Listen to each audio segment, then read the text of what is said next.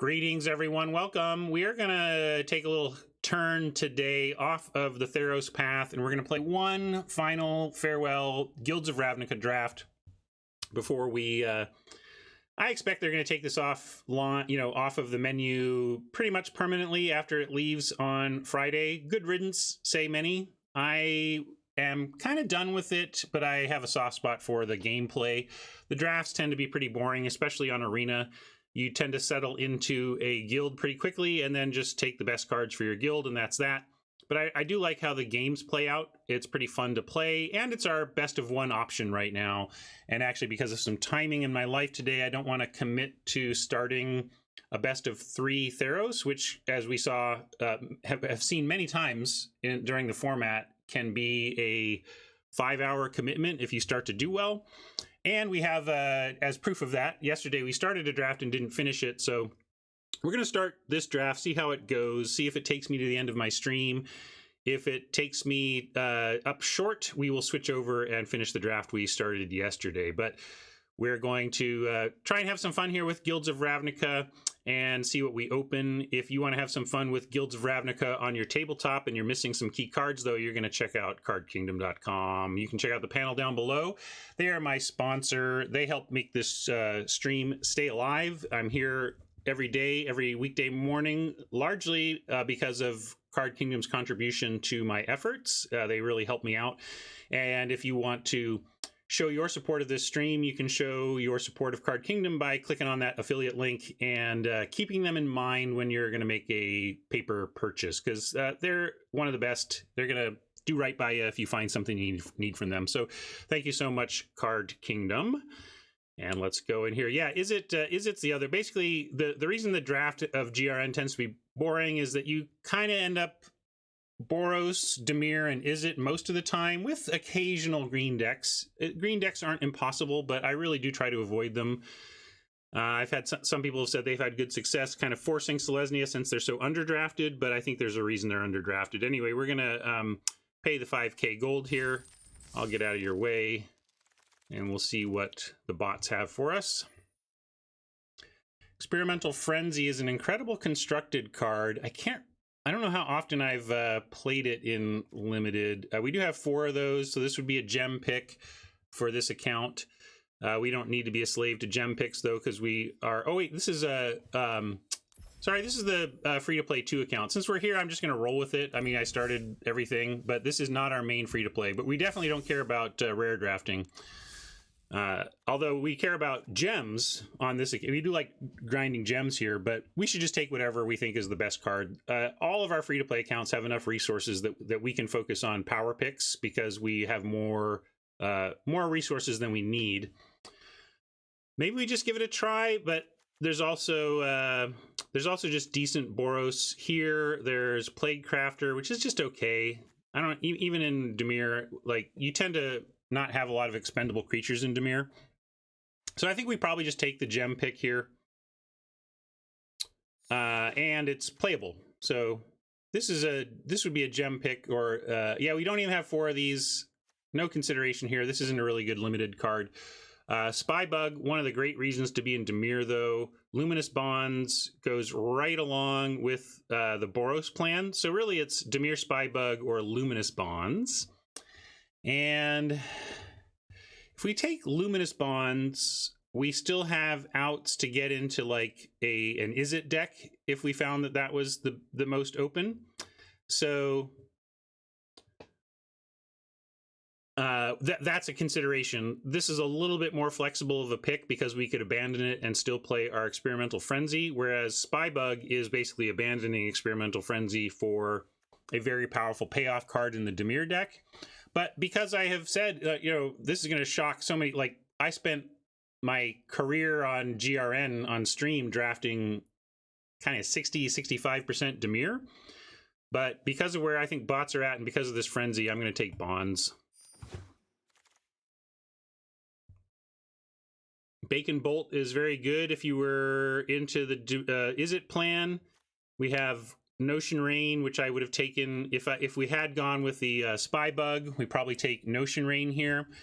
As it is, we can just take Legion Guildmage here and try to wheel Cosmo or Righteous Blow.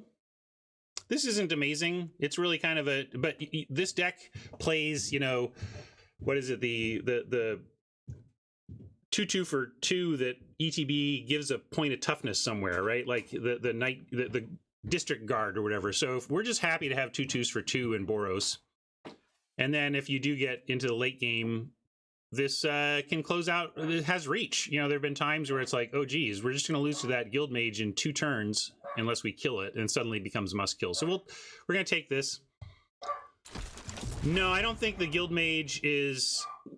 It's not amazing, but it's not so weak that it would wheel. Although this is a place where, like, I think we could argue for a Direct Current or a Parhelion Patrol or even a Fresh Face Recruit. Like, the flexibility of this effectively being colorless and Boros and being a great attacker basically makes it a similarly powered 2-drop, in my mind, to the Guildmage, especially when you already have one of these, because they don't stack well, right? We get 2 Guildmages, we're not activating them both. So...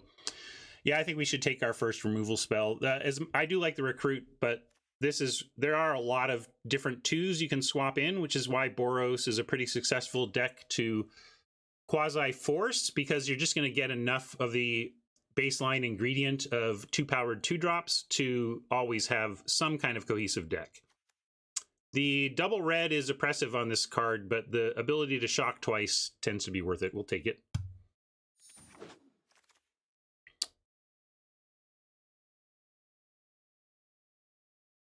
Ornery Goblin is another one of these great 2s that is replaceable. Like, you know, there's another 2/1 Goblin for 2 even. That's the Locksmith. I think it's a Goblin. Anyway, the Locksmith is the bad version of this stat line, and this is the good version. And I still think we take the good version of this here over things like Righteous Blow and Take Heart. This deck just wants a stack of 2-powered 2-drops and a stack of interaction, and then... you can basically manage your way with that. So, oh yeah, I haven't been looking at print runs, but I imagine the print runs are still live for GRN as well. So we could have looked at that as well. But I'm going to take the Ornery here. Attentive District Guard is what I was talking about as we even play this. So obviously Guildmage for an upgrade is nice. Probably want to patrol here over more generic 2s, though, because there are enough 2s that we can continue to fill that need as we find them, and patrol is solid. I'll take this. Hunted Witness. Now we get into the question of, and Book Devourer. I think the most successful Boros decks tend to be low to the ground, and I tend to only skew towards 6-drops in Boros if they are incredible ones. Light of the Legion, that kind of thing. So, and then Hunted Witness. See a lot of people play this, and if you're doing the, 2-drop aura plan, like you want to make this +2/+2 can't block for 2 mana, then stacking up kind of any ones you can get makes sense. But if you're not specifically trying to like augment your 1/1s for 1 on turn 2 somehow, either with a 2-drop mentor type creature or whatever, then I like these less. However, I think I'll take the Witness over the Devourer, but I'm going to try and not play this. Hopefully we find other things to do. Mesmer, like... I'm also keeping my eye on, is it? Like, we could drop... like, the Witness isn't that big of a deal anyway. Neither really is the Patrol. Like, our best white cards are Bonds and Guildmage, so I could still see a pivot towards is it if the cards leapt out at us. But I'm going to take the Sure Strike here. Combat Tricks are good in the Boros decks. Hammer Dropper is kind of whatever, but with some Sure Strikes... gets better. We'll take a Hammer Dropper here over second Sure Strike. Maniacal Rage is what I was talking about with your Hunted Witness 1-drop strategy. Although really where you want to put the Maniacal Rage is on your turn 1 Hawk, the lifelink Hawk. Vigil, if we're going to do the Aura thing, it will be with Rages first over something like Vigil, although Vigil on the Hawks are also the lifelink flyer is also great, but we'll take Maniacal Rage, and who knows, maybe we'll do this. Sometimes you go all in. First Wave is nice. Great to have one of these in your Boros decks. Bargent. Oh, that's not Bargent. Bargent's the 5-drop. This is the Sergeant that is largely unplayable, but I lost to it last night. I'm going to put it in the sideboard, though, for now. Same with this 1-drop, although kind of fits in. I'll leave it in. Maybe we're doing 1-drops with auras. It's possible. It's not where I want to be exactly with Boros, but a high-risk, high-gain strategy can pay off enough of the time to be a reasonable direction to go.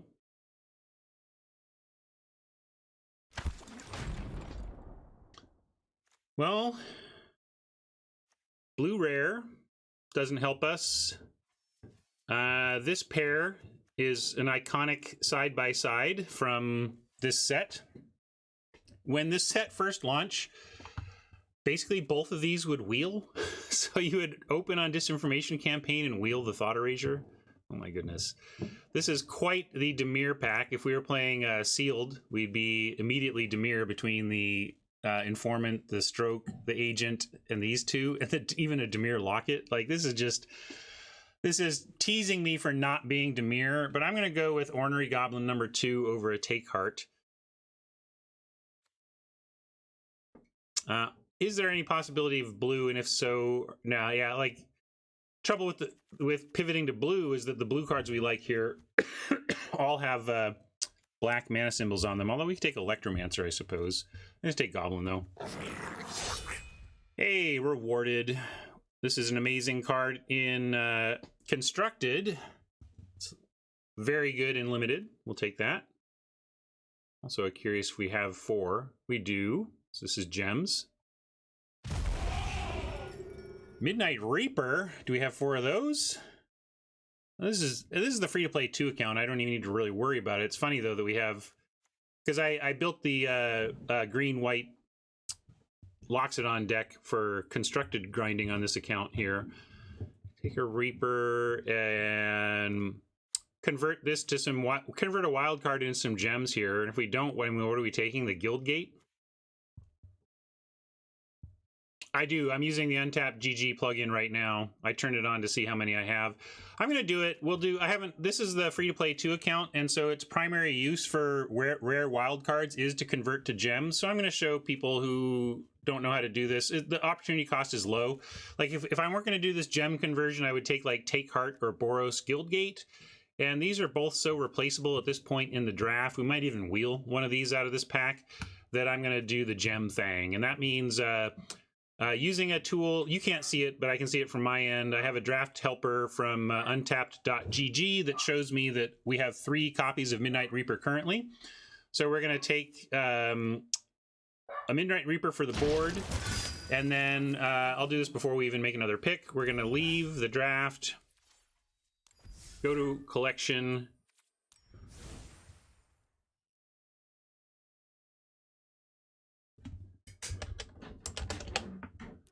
find a Midnight Reaper, craft that final copy, and now, because of spending that 1 wild card, when we finish the draft we started, we are going to get 20 gems out of that. And when you're playing to make it to your next draft, scratching 20 gems out of picks like that is a good way to do it. There's a question about whether we would even play a gate in Boros. I still like a gate in Boros. You don't want to go overboard when you're trying to play stuff most turns, but I find it is... I mean, we've seen it. We see it all the time. We play on this stream every day, and how many times do we see we have some 2-color white deck, and the opening hand is plains, plains, plains, and a mix of white spells and the other color spells. And we're just like, man... If that plains were a gate of the other color, this hand becomes incredible. As it is, it's a near mulligan, right? And so the ability of a gate to take a hand from basically mulligan to incredible is worth it, in my opinion. You want to look at the curve for this pick? I think we're low on 3s. I was looking at this Smelt Ward. It's not like we're doing a ton for the Smelt Ward, but removing blockers is just generally powerful. And if we do things like Sure Strike our Parhelion Patrol so that it can mentor our Legion Guild Mage while mentoring the Smelt Mord Minotaur while removing a blocker, that's pretty good. And I like that over like another patrol. So there's not much else to take here. Besides, we can take Shieldmate, you know, as a random 2. But again, we'll find our random 2s. Let's take a 3. You got it, Mama? Mama claiming the lands on the day. I think a 3rd Ornery is fine here. I don't mind a 2nd Parhelion, but an Icicle at 2 is just what we want. And this is one of the good ones. This is the bad one. This is a good one. We'll take the good one. Maybe I want a Righteous Blow or some +2/+2 for a single white type action, but not here. Thought Erasure pick 6. So the Dimir deck would have delivered if we had gone down that path for sure. But we'll take a Righteous Blow here. Tron's picking the sleeves.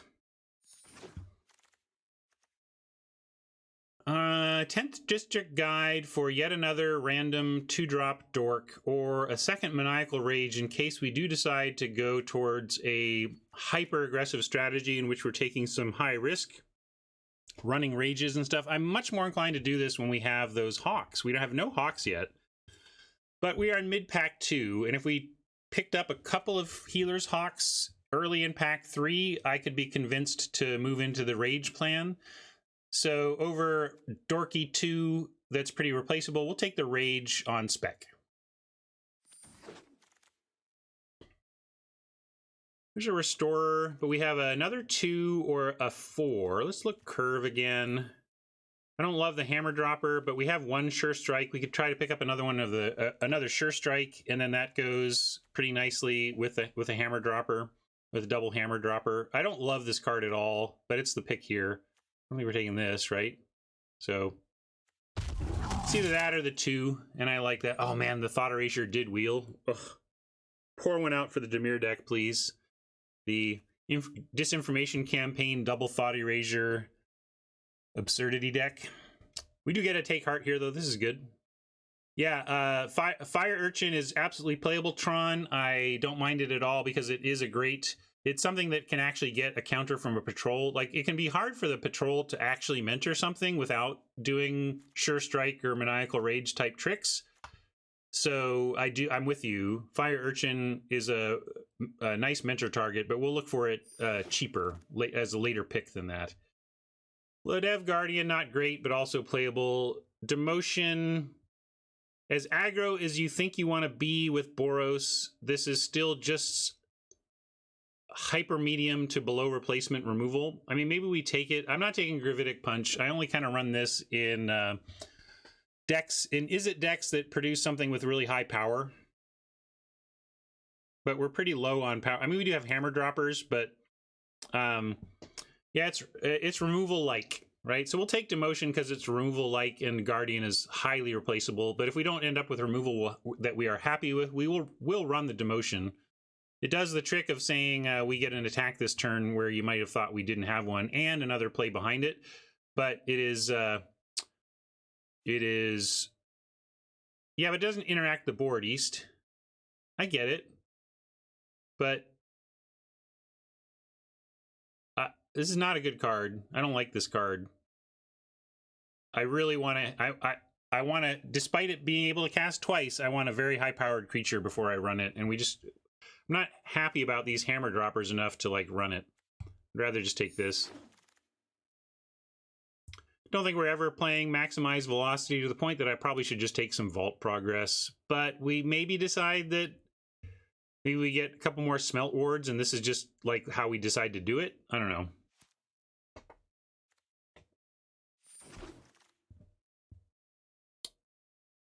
Collar? Would we play that? Oh, and this Burglar Rat comes back. It's not even good in most Is It, right? That's my problem. It's marginal in most Is It, but there's that rare I like, the 8-drop rare, or 8-power rare is pretty good with it. right.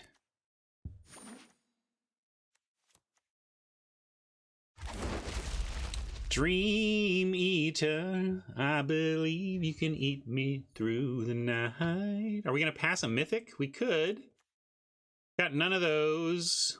This mythic doesn't matter. This is our free-to-play 2 account, and the playability of this card doesn't matter to Constructed for me, and we're not getting gems out of it, so this effectively may as well be an unplayable common to us, especially because, yeah, the Challenger is fantastic. We're not going to pass this. Another Loxodon. Clean living, I guess. I want these, but Loxodon, hello. This also does make me want to play cheap stuff. Double Loxodon. Getting teased by mythics. Getting past all the mythics here, but we don't need them in this account. So this is one of these interesting Boros spots. Flight of Equinox here. Convoke 4/5 flyer. Like, we should be able to get this out for 5 or 6. But Sure Strike is really more important to what the deck is trying to do, right?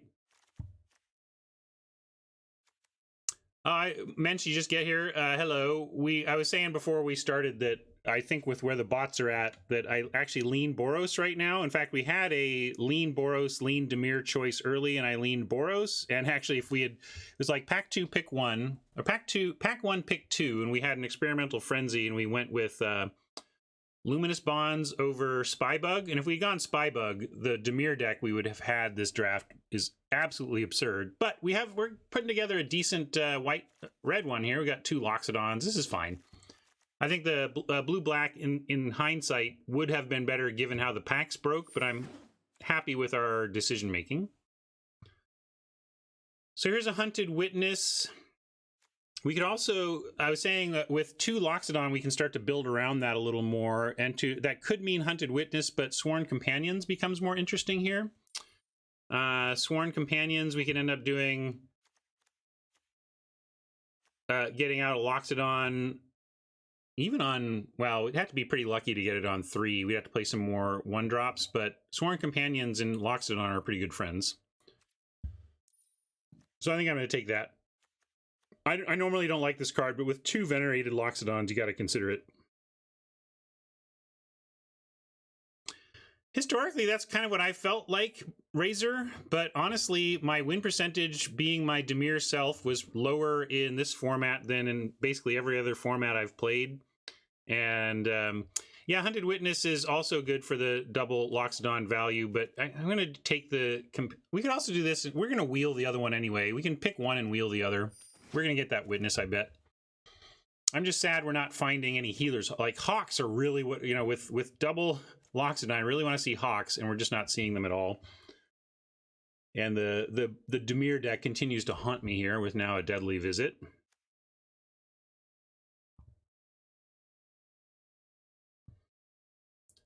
Collar, is there any? I guess we take Boar. Yeah.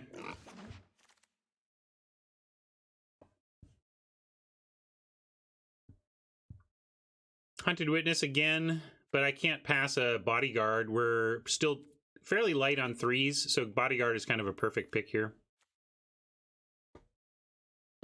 I want to take Heart too, though. Another Righteous Blow. We have room for that Bargent. Yeah, let's take a Bargent for our top end. Another Thought Erasure. I hate my life. This is my last day of streaming and my last day of playing Magic ever. Second Cosmo Wave. Second Sworn Companions.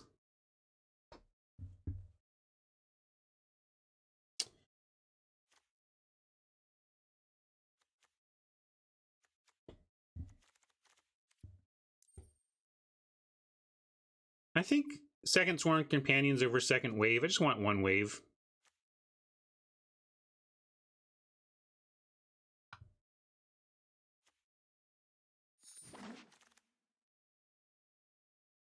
This isn't amazing, but we probably play it. with the lock, you know, I don't know. These are these awkward Boros cards. It's just like not what Boros wants exactly to do in this format. In this format, I was saying, you know, you want an icicle at 2 and some cheap interaction first and foremost. But we'll take it and then talk about playing it. I think we still probably have to play it. It does a number on a lot of decks.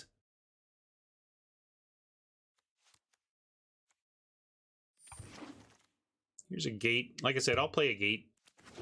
I think the benefit of some color fixing makes it worth it. That certainly doesn't make it worth playing that card, though. All right. 40 on the grind, I think. 80 on the grind. Must have had... did I take a mythic? Oh, yeah, because do we craft a mythic? What did we do? How did we get 80? That's a lot. So we just had a lot of these rares. We had 4 frenzies.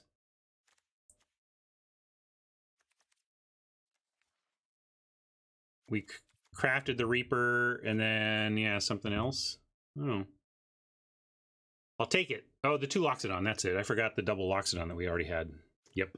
Thank you. Figured it out. Got there. Give me 1 second to... We got a lot of cuts to make here. I'm going to show you our numbers. We're 1813. And while you start to consider cuts, I'm going to start to enter this into our data.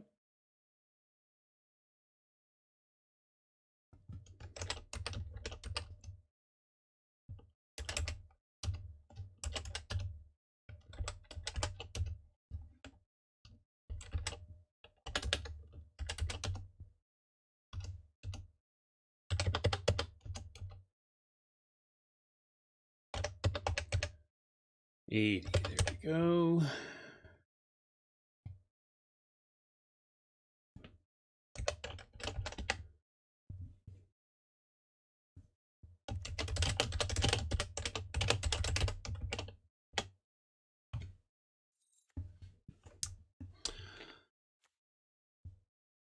Here you go.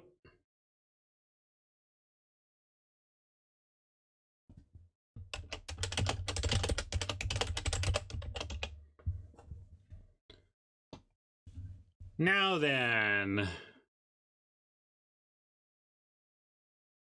what? I guess we're not doing the maniacal rage thing, so let's cut those. Torch Courier does get more valuable with Loxodons, but I'm not going to play it. We may play this one witness though. Actually did not end up with as many 2s as I would like. Kind of talked about, we'll catch some random 2s, and then we kind of didn't, to my satisfaction. We have 5, that's okay, but really 5 2-drops in Boros sets you up for just not having a 2-drop in some games, and it's kind of why I never loved Boros in the format. I just feel like it's so oppressive to feel like if I miss playing a creature on 2, how much my win percentage has dropped, you know?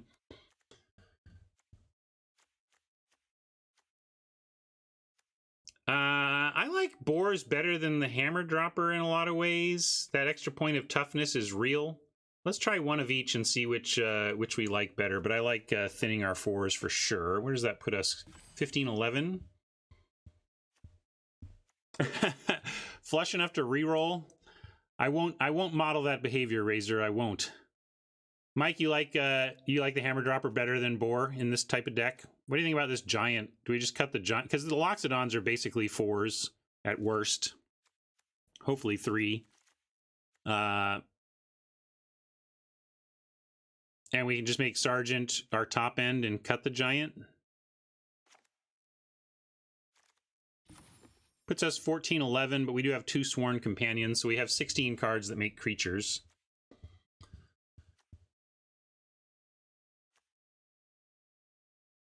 Yeah, we could be greedy enough to cut a land here, although we're running a 5. We could cut a land in the Bargent, and put in put a Boar back in. I like a gate in Boros, even Tron. Dual lands are that powerful. It's just so let's watch this gate, and you know, if we went down, like, we would probably make this red. Like, if this would be a mountain. So let's assume that the Boros Guildgate would be a mountain if we decided to cut it. I hear you, Tron. I like one gate in Boros. I like casting my spells so much that I'm willing to risk having to find a slot to play this just to be sure that I have both my colors sooner. I might not be either, Mensch. Maybe Tron is the Boros king and I am on the wrong path with the gate, but that's how much I value casting spells. And it's so hard to... I'm not going to cut the smelt. I think this actually is doing what we want. We're going to do things like create soldiers and make stuff unblockable. So what does it come to? Like demotion, righteous blow, take heart, one of the sure strikes, possibly the Bargent.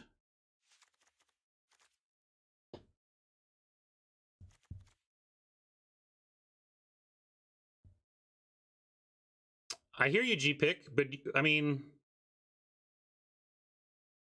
maybe let's take this to LR. I've been thinking, I have a lot of questions that I want to throw at Marshall and Luis. Like, okay, here's stuff that we haven't settled in chat. Settle this for us, you know? Yeah, I think you're right. I think Righteous Blow is the worst option here for that. And we could try this. Mike, you like Righteous Blow better than Demotion? It's close. These are similar. Demotion is either amazing or awful, whereas Righteous Blow is always fine.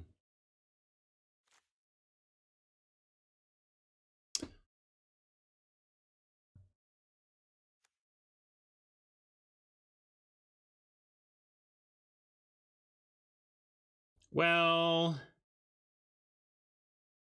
Panoramics doesn't Hammer Dropper. I mean, yes, it doesn't give Oppo a chance to remove the creature before it does its thing, but Hammer Dropper on 4 mentors at the same speed as a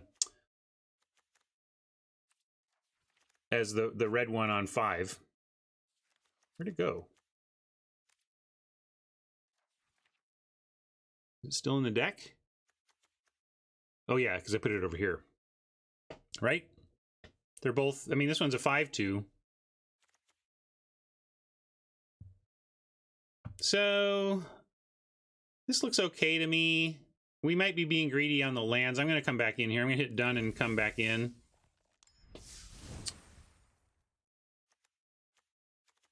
$16 is a little bit of a push. Well, we have 2 Sure Strike. The question is Demotion or Blow. And I'm not cutting any of our Sure Strikes. I'm going to go with this.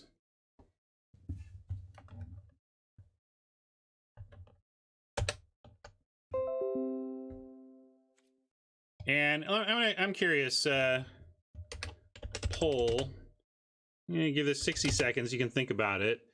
We're going to say none, 1, or 2+. This is how many Boros Guild Gates you would play in a typical Boros deck in this format.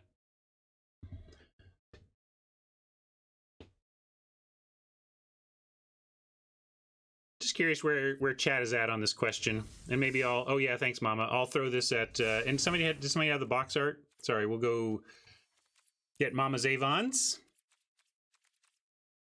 while we hear what people think on this topic.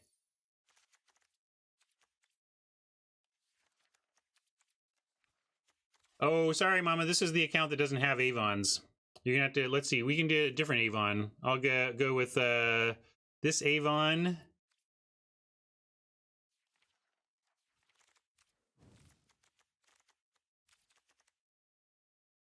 Looking for another Avon. Wish I could search by artist. Burley. I think I could just glance and recognize his art, but I want to make sure. No Avon in the first chunk. No Avon.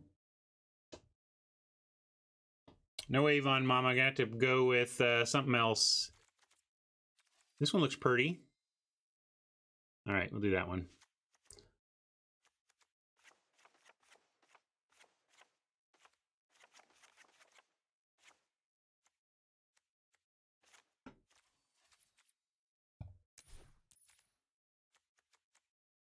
And we had direct current on the box. And what was the other one? Sleeves. What was our sleeves?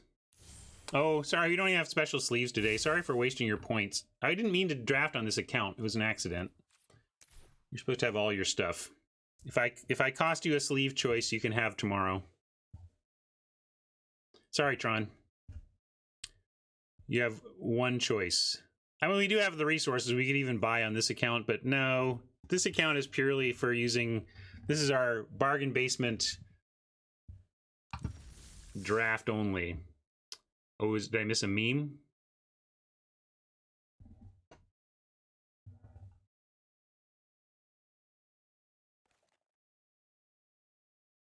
But I don't even have that. Like we have nothing. This is it. Yes, Tron, you can have 2 memes. Oh, there's a free. Whatever. I can't do it anymore, Mama. We're playing. And let me update my data here, and then I'll get your memes, Tron.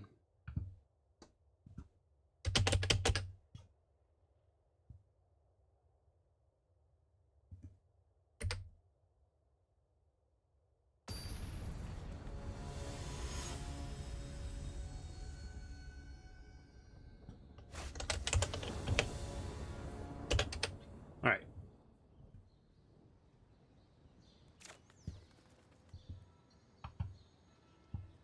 Vandal and Science. This is what I'm talking about, though. Oh my god, how much would we like a Boros Gate right here? How much does it change our hand to have a Guild Gate instead of a Plains? Right? Well, thank you for the object lesson on why I like Guild Gates so much, even in aggro. Guild Gate turns this hand into bonkers. Fantastic. Instead, it's a mole. Thank you for the continuing object lesson, Shuffler. I appreciate it. Oh, God. Are you with me now? Play a stinking Guild Gate in your Boros decks.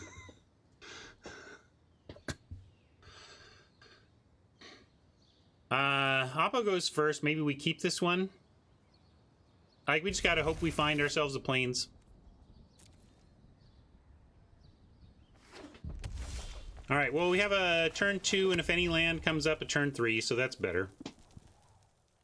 Maybe I should have ditched the Witness. It gets pretty bad even if we find a Plains in a couple turns or whatever. And this 3rd secured land would be nice.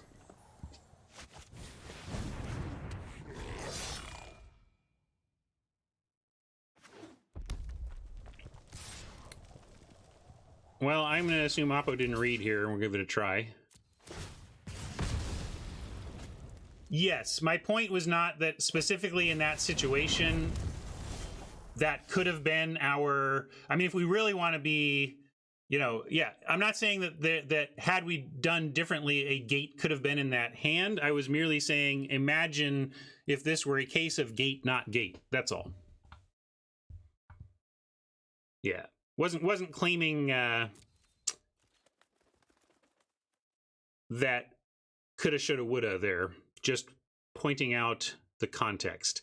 So, do we offer Goblin for Urchin? I'm going to say no, because if we can find one land, we do get a bodyguard, and then if we can get a counter under the Goblin, we just eat the Urchin instead of trade with it. So we're going to... It's only threatening a point of damage. Let's see if we can't find our land and do something about that. All right, so they've got 4 mana up and they didn't cast anything, so I'm kind of expecting a counter spell here, which makes me want to do something like actually play out the Guild Mage, which is good enough that they would probably snap it off, but is not as valuable as the Bodyguard, which I don't want countered. However, if we find a land next turn, and it's a plains especially, we could 2-spell next turn. Although we can if we find a land next turn, we get Parhelion Patrol as well. Yeah, I meant, well, no, we could offer. We just attack, right? This deals a point of damage and they trade? Oh, Guild Mage is a nice offer, yes. Let's do that.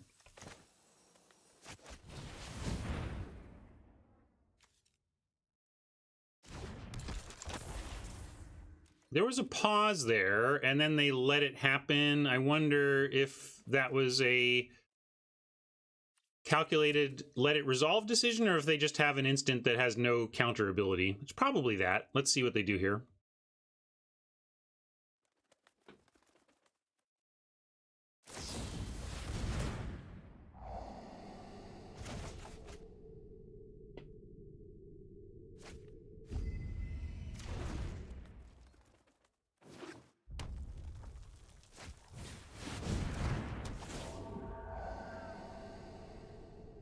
Like, let's say we drew our gate now.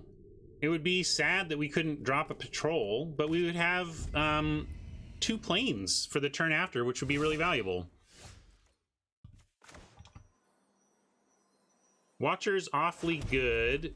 What are we going to do about that? Probably patrol, and then next turn we can Rubble Belt Boar. This is why I kind of like the Boar more than the Hammer Dropper, because next turn we can bore up our patrol and attack with both Goblin and Patrol into the Watcher if it stays back to block.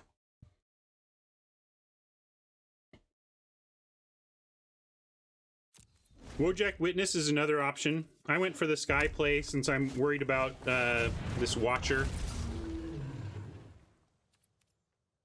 All right, we still get our play at least. And we found another plane, so that's cool. We can play Witness and Rubble Belt here.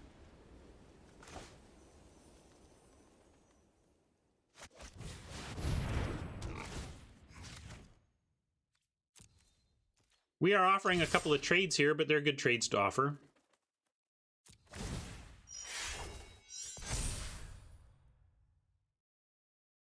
They decline.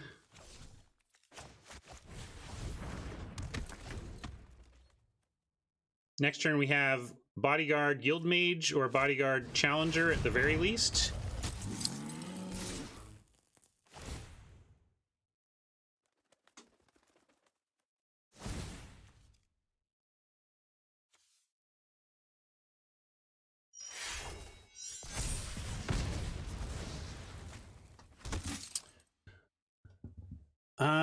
Let's see, how do we want to do this? They're getting us for 1, 2, 3, 4, 5, 6, 7, 8, 9, 10, 11, 12. We could go to 5. They're at 13. We have 1, 2, 3, 4, 5, 6, 7, 8, 9, 10 on the crackback. Getting them to 3. We can get them to 3 on the crackback, but then we lose to the crackback. Well, maybe we don't. Because, well, I guess we have 1 flyer to block with. And then and we can at least block here.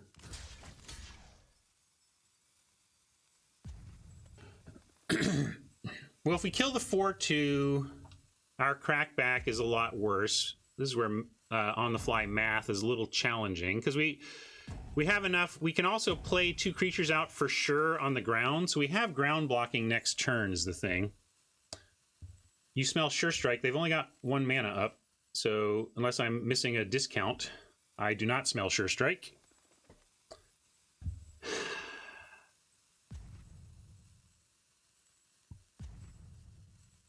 I think we have the blocks to win, I'm going to block like this, because I actually think we have the blocks to survive on a crackback that is pretty powerful. Oh yeah, we get companions here as well. That's extra ground blocking. Although we block if they can remove our patrol, but they're top decking here, so this looks good. And nothing to do pre-combat, right? So we'll start with an attack.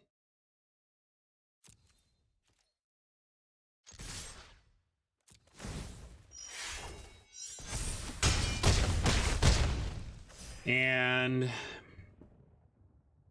going to go with Companions and one of the 2-drops. Probably the Challenger. Bigger butt. Oh, they do die to ping, but it's only target creature, so only one of them dies. All right. I wish I'd seen that. Classic Ryan. Like, I make mistakes of not seeing that don't cost me, but like I didn't think through the fact that that pinger was out there, right? We got the win, but I like, you know, I want to, my takeaways are, I'm still not fully processing the abilities of all creatures on board, right? That's true. I should have done Guild Mage because it could win off the top if they keep blockers back, but I feel like we had numbers there, so.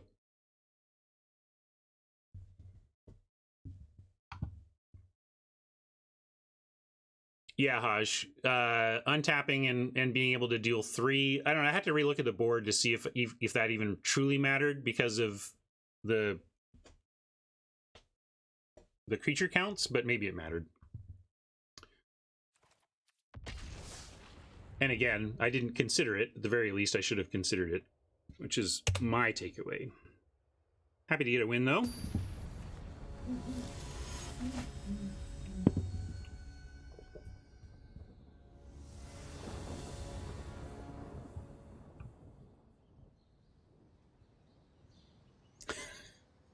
Cute. Cute. We're going to keep, though.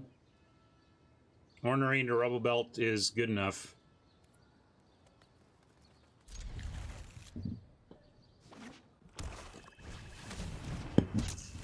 Thanks, deck. Just really wanted that mountain.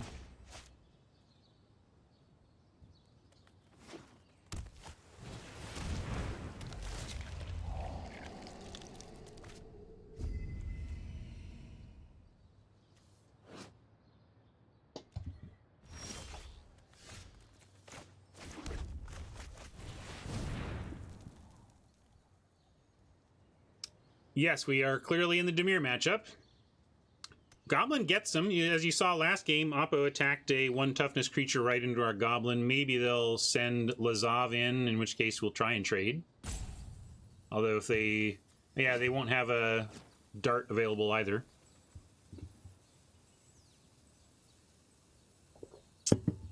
Oppo maybe thinking that Auto Pass should be taking care of them, but Lazav can activate for 0, so they're getting pauses.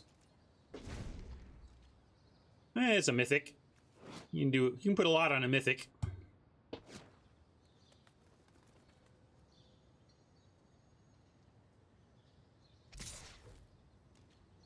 This could be that they have the the -3. Not that they're offering a trade, but I will trade. Given our current situation, I'll go ahead and trade Ornery Goblin for the -3 effect if that's what they've got.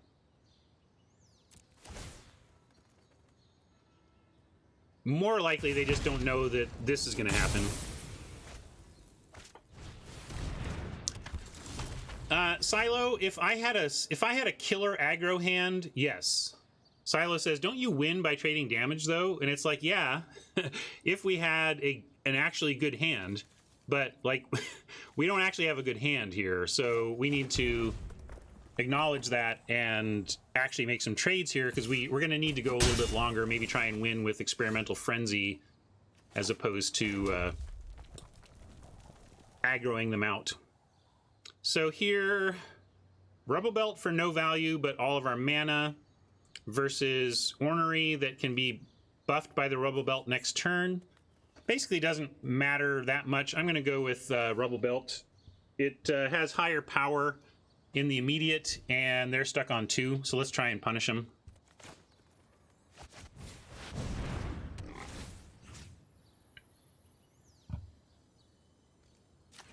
Yeah, that's fair. Stroke could have gotten the boar that could not have gotten Goblin. But with Oppo on 2 lands, I think it was appropriate to just try and make this happen. Well, Goblin has attacks too, for the same reason. You know, we can trade with a pass wall. Well, yeah, okay. Goblin has non-trading attacks. Fair enough. I'm not gonna frenzy this turn because we have the Goblin play, but honestly, if this were some white card, yes, I would frenzy now. I mean, we're not casting these. Might as well unlock the top of our library that way.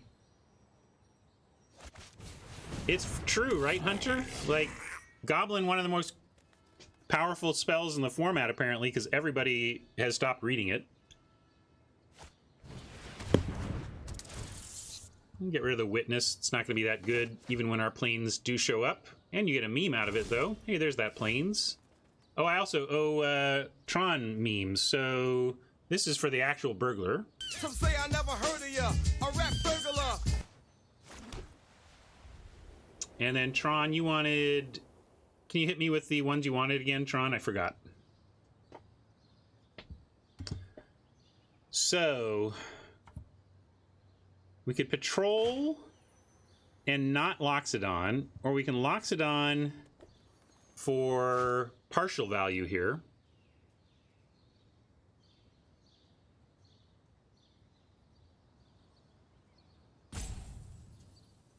Because they still don't have blocks on the boar or the goblin, really, I'm going to wait on Loxodon. We're going to go patrol this turn, and I'm going to attack first.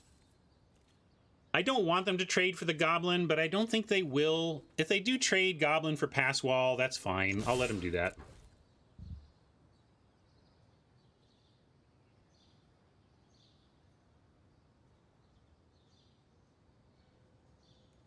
I mean, we don't want to in the sense that Venerated is obviously likes as many creatures as we get. That's what I thought they would do. I took that risk. I just didn't think they would want to give up their pass wall for a goblin, and they didn't. And that's good for us, because it's going to get a counter next turn on Loxodon if we can resolve it.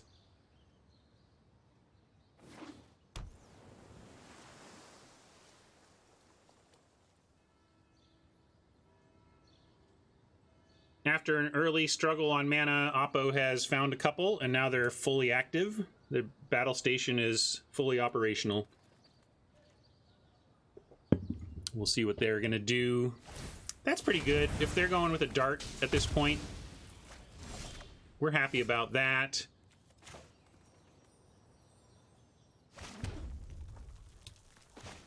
And we can even...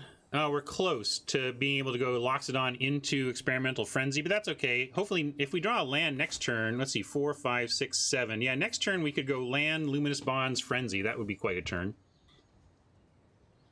Yeah, that play's not available anymore, Mike, so we're just going to pump up these right now.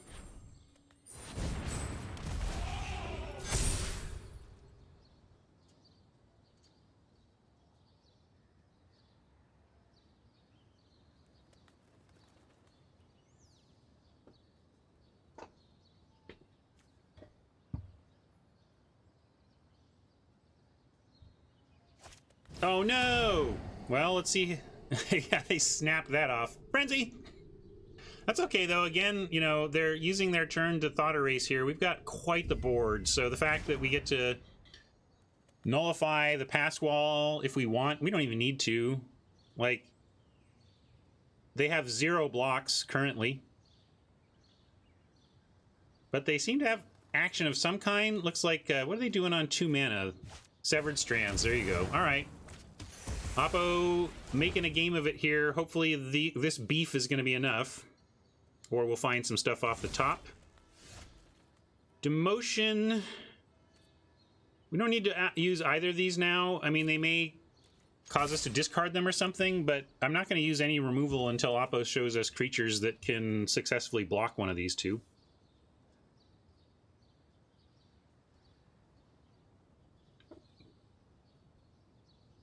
Demotion proving itself to be a good card in this game, but this is a very swingy card. I just want to call out that Demotion can look so fantastic, but the moment that you are desperate to not die and you draw it, you're like, oh my god, what a blank.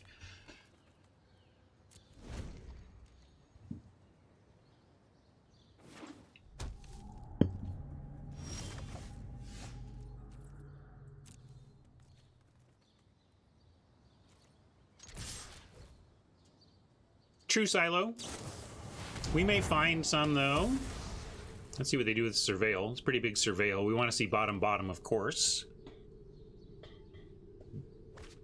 Or not bottom, bottom, graveyard, graveyard.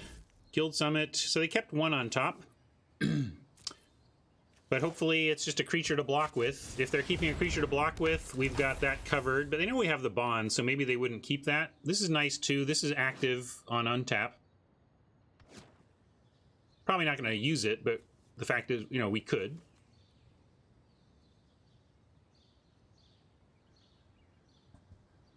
Doesn't change the clock. If they leave all their mana up and we're worried about flash creatures, we could keep it back and just play the activation game. If they don't give us any creatures to attack with, of course we're going to play the activation game. Or attack with. If they don't give us any creatures to remove, we will play the activated ability game. Yeah, any land is fine too if they play a creature.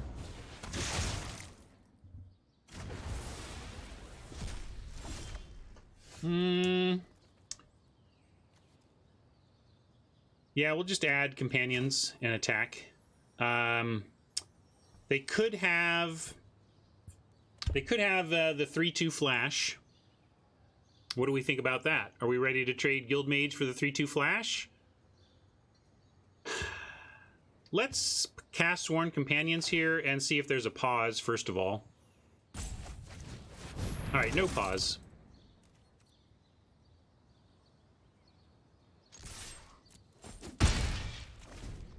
That was definitely using the nature of Magic on Arena to our advantage there.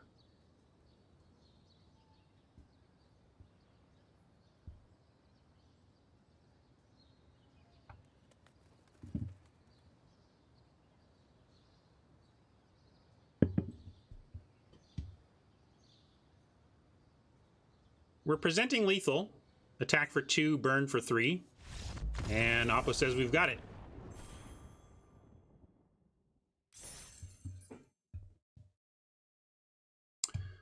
I don't think so, David. I mean, it's in the same camp. David asks, do you feel like reading pauses in Arena just plays the same role as reading body language in paper? No, because in paper, I can control my body language. I've played poker for 15 years or whatever competitively, and I'll stone face you in paper, but you can't stone face the Arena priority system. All right. We're going to do some memes for Tron. Thanks for catching me between games, Tron. Here's science. Science. The gate's already in, Mensch. I play my gates. I play a gate in Boros.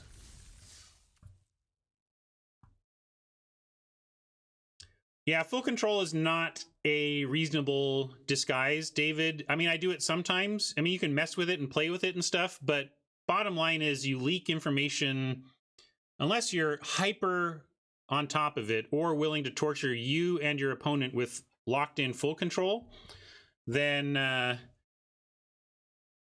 okay, but like that's a tall order. I can't play in full control mode. It pauses more. It pauses a ton. Wang talks about the highlighting as a tell as well. A lot of false tells from highlighting, though. Sometimes people are just reading cards. Although I'm very aware of where my mouse is and I don't highlight over anything I don't want to call my opponent's attention to. I don't think we've started with one of each color in our hand yet, but here we are. Can't keep this. Nothing to do until 4 if we get a plains, you know. So we got to mulligan this.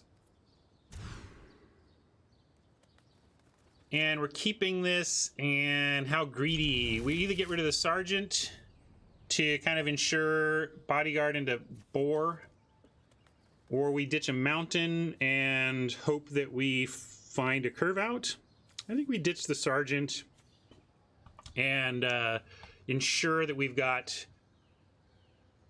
Because let me see that if we pitch the Mountain, we're in a spot where we're saying, okay, all we need to do is draw both early drops, like a 2-drop and some land. And then we're asking a lot of our deck, whereas if we do this, we're only asking for one thing. We're saying, can you deliver us some early drops before a land on turn 4? You know, this is a hand I can come up with only asking one thing of my deck and have a pretty good early set of turns, whereas keeping this and ditching a mountain puts me in a position of asking my deck for multiple things. So this is why, that's my reasoning for that. I'm usually pretty greedy, but in this case, since we don't have early action, I'm going to be disciplined and keep our lands and hope we draw early action.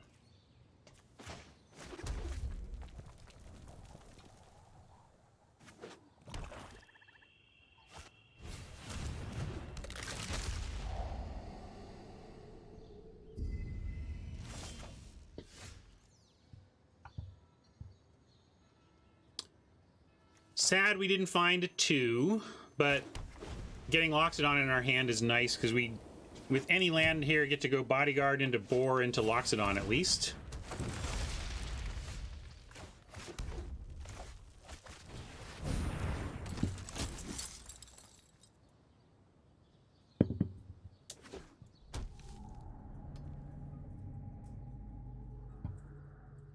The high alert equivalent in GRN, do you mean something that reverses power and toughness damage, or just build around uncommons?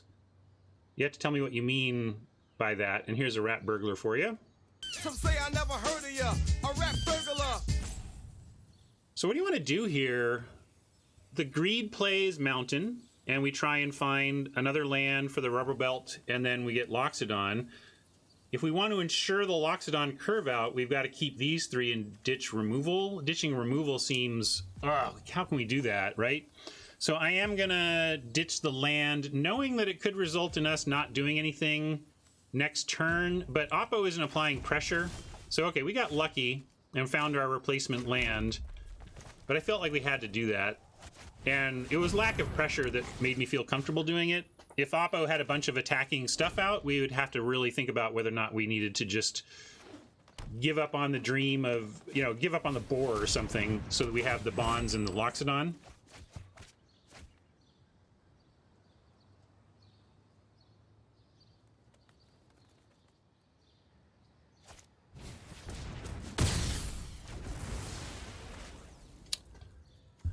Prey upon, at least they had to 2-for-1 themselves, and we can still get... I'm going to play the Ornery Goblin. Doesn't allow us to Loxodon this turn, but I like Goblin into... Well, I can attack first. Let's actually start there, because they don't have good blocks.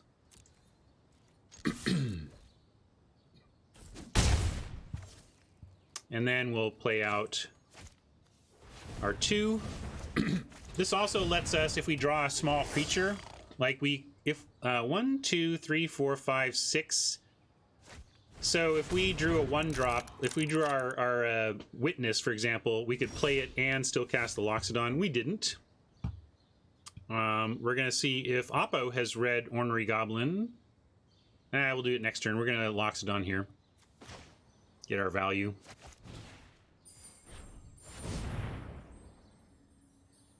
Oh, do they have a counterspell? Maybe they just have activation, but they could have the counter, a big counter CMC 4+.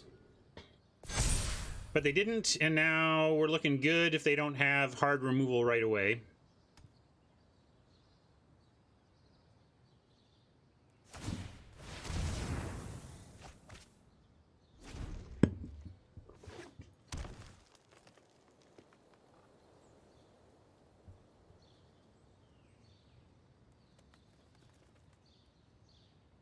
Before combat damage, yes. So if you look at the trigger, whenever is an important word in Magic rules, because when you see the word whenever, it means there's a trigger, and the trigger happens at that moment in time. So Ornery Goblin, blocking or become blocked. So at the point right after you finalize the blocking, that triggers, which is, yeah, before damage. Your late sworn companions. Companions into Loxodon is really the dream here. But we're still in a pretty dreamy board state, so we're happy about this. We don't care about that wall. I don't know what the last card in their hand is. They're probably just looking to draw cards soon. They can't do it this turn.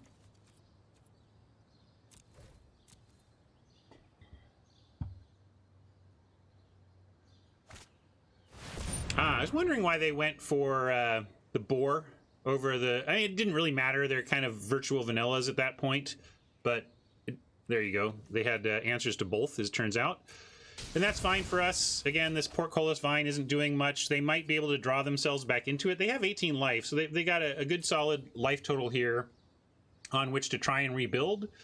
But we've got answers to their first two significant blocking creatures. And nothing they have on board right now blocks any of our attackers, so... And that's fine too. Like, we don't even need to use our removal on that. I would trade a 1/1 soldier token for a bat, and the goblin just picks it out of the sky. We'll see. Maybe they don't read. Let's see if they read. Waiting for the bats to block the ornery goblin. Hey, Buckeye. I have a lunch date today, so I didn't want to start a potentially very long Theros draft. So we're doing Boros aggro on GRN, figuring this event will end in time for me to make that lunch date. And if it ends significantly sooner, we'll play out the event we started yesterday, which is a Theros draft. Yeah, I'm just going to end turn. I mean, they could cause us to discard here, but it's unlikely. They need to draw cards.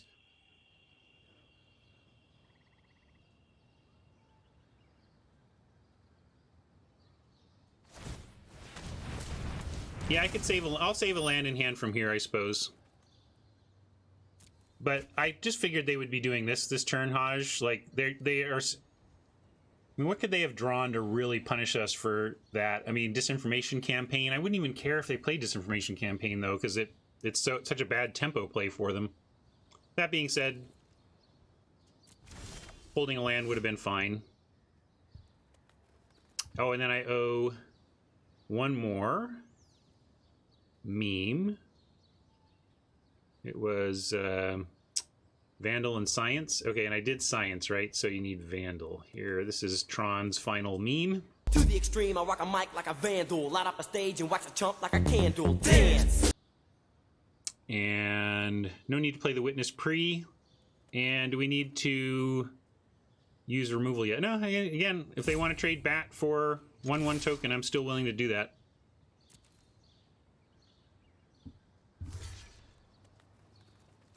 But if Oppo's not going to be blocking with the bats, maybe they should be attacking. Although maybe they're worried about something like Bargent. You know, they want to be ready on defense against something like that. That's fair.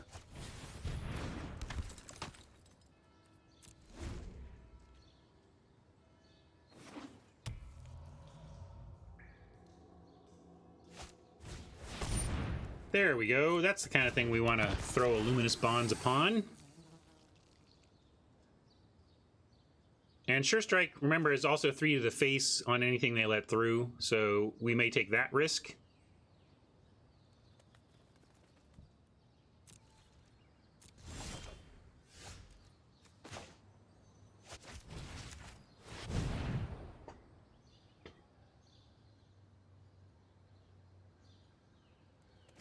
They're dead if they don't have if they don't have a response to the Sure Strike, they are dead. But they could have a response to the Sure Strike. They have 1 card in mana, so I'm not counting any victories till they're hatched.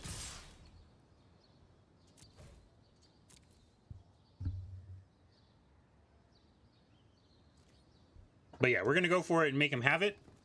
Because even if this somehow fails, we're still set up fine for next turn. Because they'd be out of cards. I'm going to go for... Let's see... I suppose if they had, what's that necro, you know, instant speed and it counts creatures. 1, 2, 3, 4. They have so many creatures that if they have that, they can get anything. So I'm going to spread out where we put this damage. Necrotic Wound, right? So if Necrotic Wound got Hunted Witness, but not Ornery Goblin, I'd throw this on the Ornery Goblin. But since Necrotic Wound gets both Ornery Goblin and Hunted Witness, I'm going to throw it on the Hunted Witness.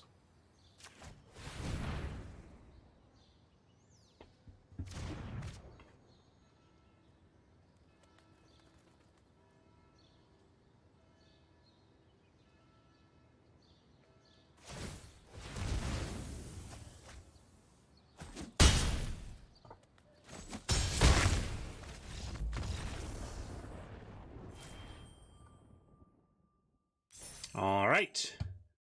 Good enough.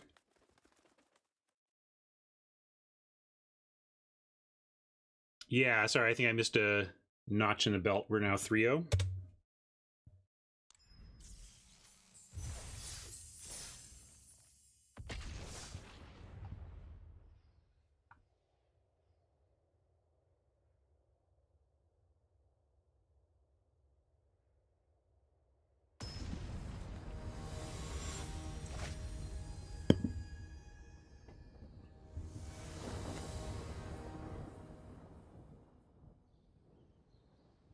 This is what I'm talking about. Oh, yeah. Oh, yeah. Now, to be fair, because I've just been smacking my forehead and lamenting the all mountain hands and wishing we had our guild gate. If we had a guild gate in this hand, it would be significantly worse. Like here, we want to try and curve out, and a guild gate in the hand slows us down. So I do want to, I'm trying to be fair about the guild gate assessment. There are reasons, you know, pros and cons to having a guild gate in the deck, just trying to keep identifying them.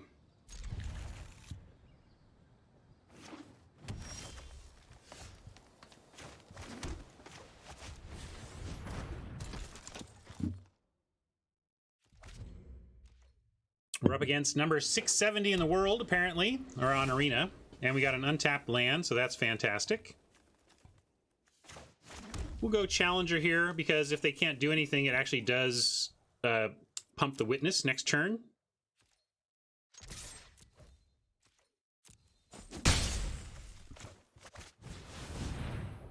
Okay, thanks, Mike.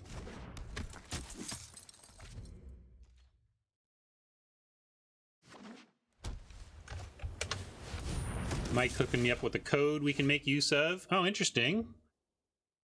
Oppo on the Sworn Companions play as well. I wonder if they're going to drop a Loxodon. Well, we're going to do this and delay Loxodon, but next turn we go Sworn Companions here.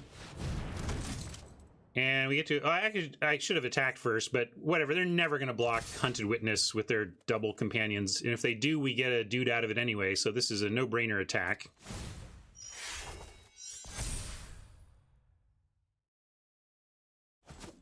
And then next turn we get Mountain, Legion Guildmage, Venerated Loxodon using all 5 of our creatures. And we get a 0 mana 4/4 that adds 5 points of power and toughness to the rest of our creatures. Not a bad Magic card.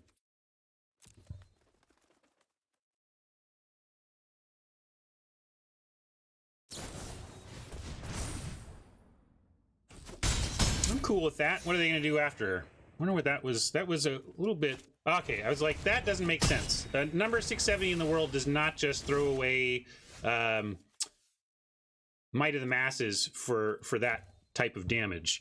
In this case, okay, so now let's do the... we actually get to slot this in nicely because we can go Guild Mage, have 1, Guild Mage 2, Witness 3, 4, 5 mana for the Loxodon. So we still get to go Guild Gate, Guild Mage, and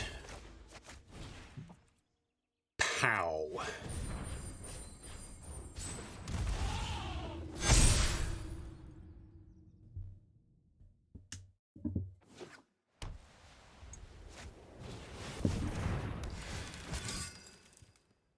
Knight of Autumn, probably going to go for size, and the Sure Strike's going to take care of that. Argent, maybe. Let's see, do we want to... Yeah, I like tap and attack. We have the Sure Strike up. There. Well, we could also wait. We could attack and then tap too. If we Bargent, The Knight just blocks Bargent, but then Venerated gets to 5. Maybe it's just Bargent, and we force them to make that trade.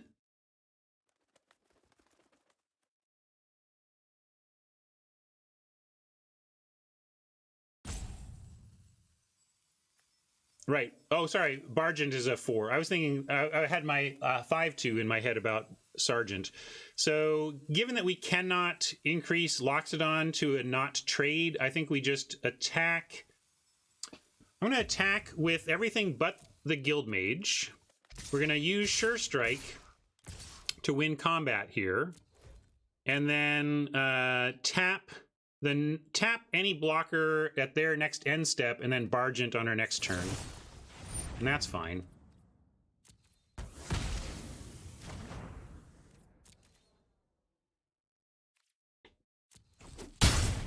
We'll save the Sure Strike then.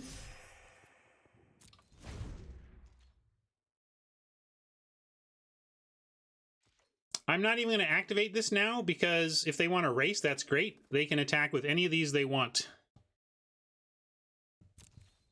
And heck, if they do, we have Sure Strike to try and win. Like, we could actually just try and win the combat here. I don't know. This makes me nervous. When a player of this caliber is making this attack, maybe they just know we're going to tap anyway, so they might as well attack. I suppose that's it, in which case we should probably go for the Sure Strike play. I get it, but I honestly think they're doing this because they know we're going to tap it if they don't. Like, that attacking, not attacking doesn't have any use because we're going to tap it anyway. Yeah, it's true, but we are ahead. I just feel like that's what they're doing. Okay, fine, I'll let it go, but I feel like when a player like this makes this attack, I think I know what they're thinking, and I think we could have Sure Strike there. But maybe Sure Strike will be better used against future blockers anyway. Like that one. Okay, so maybe it was just that.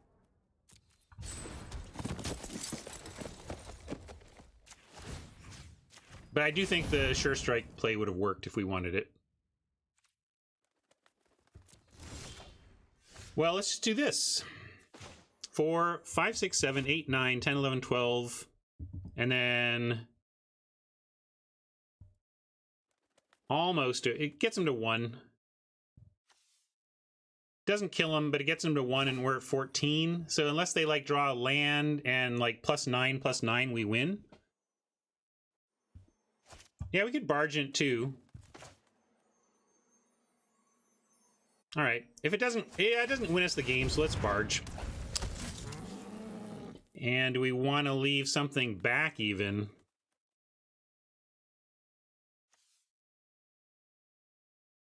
Nah, we're going to gain 2 life. We don't need to leave anything back, especially because we can Bargent the lifelinker as well. Spread it around. Yeah, I was thinking about keeping a blocker, but effectively hitting with a 3/3 lifelinker is like a blocker. Yeah, but there's the 6 mana rare that basically adds +9/+9. So if they have +9/+9 rare, which could be a reason a top player is playing Selesnya, could be how we lose here. Or they could, yeah, okay, it was like, wait, they went to 0? No, they didn't. So we'll see. That would be pretty epic if we take 15. Oh, we survive, though. Even if we take 15, we survive.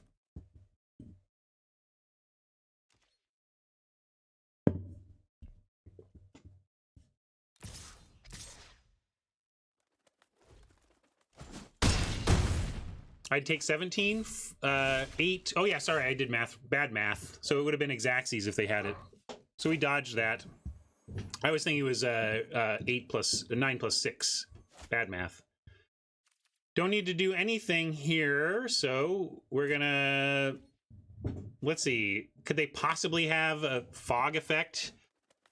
Yeah, let's leave the Guild Mage back and send everything else, and then we can finish with Guild Mage if this doesn't work. Try this first. I guess I should have started with Burn Face.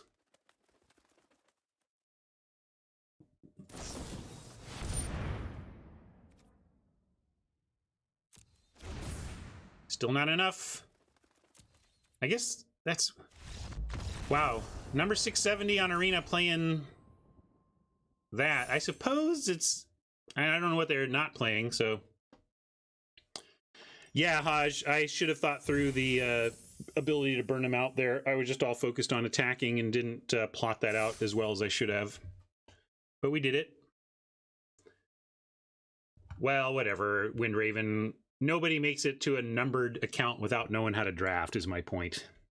Or at least draft and play competently. Hey, Holy Taint, welcome back. Glad you're here. What's up, Dylan? Ravnica is treating us well today. We're all already at a nice 4-0.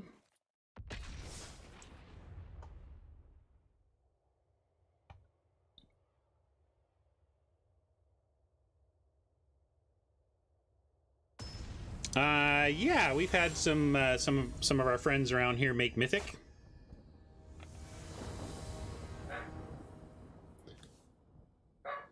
Well, fool, let's call it top 700 drafters on Arena, which is mostly top 700 drafters in Magic, but not 100%, right?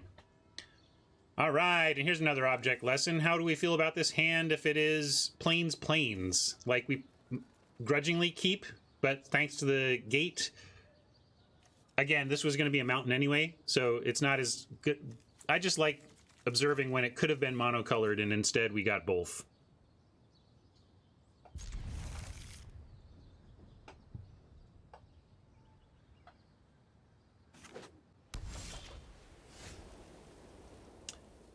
Yes, it does. It holds us back, but like we can't play a witness on one, but I do think it's a price that absolutely should be paid.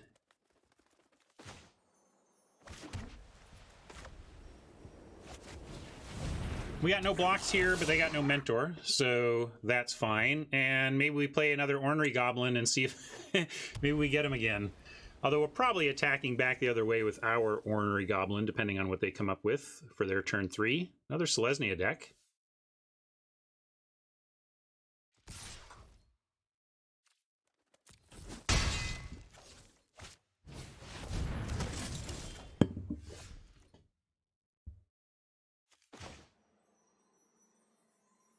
Well, now we get 2 on 3. We can play Sworn Companions, but I like putting them to the Ornery Goblin test.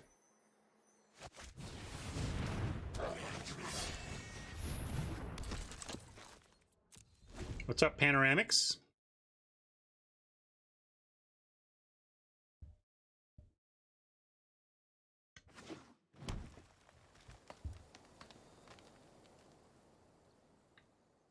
Not only does double Ornery Goblin threaten the Stalwart, but we've seen a lot of Oppos fail to properly process the Ornery Goblin rules text. So let's see what they come up with. Well, that's a pretty big one for us to try and deal with. But we could drop... Let's drop Bodyguard. That allows us to trade for the Colossus for the least amount of stuff. We can also just chump with the Witness for a turn. We don't have a ton of removal in the deck. We are looking for our 1 pacifism effect for this Colossus, or to try and trade reasonably for it. Which, you know, Bodyguard plus Goblin might be reasonable, but into open mana, hard to know if that's what we're really getting. Boy, they're convoking us to death here. Hammer Dropper laughing at us. I'm gonna run out the Sworn Companions, though. Maybe a Loxodon will save us. If we get a Sure Strike, we actually have some attacks we could consider as well. But right now, we're gonna lose to this 4/5 flyer unless something changes.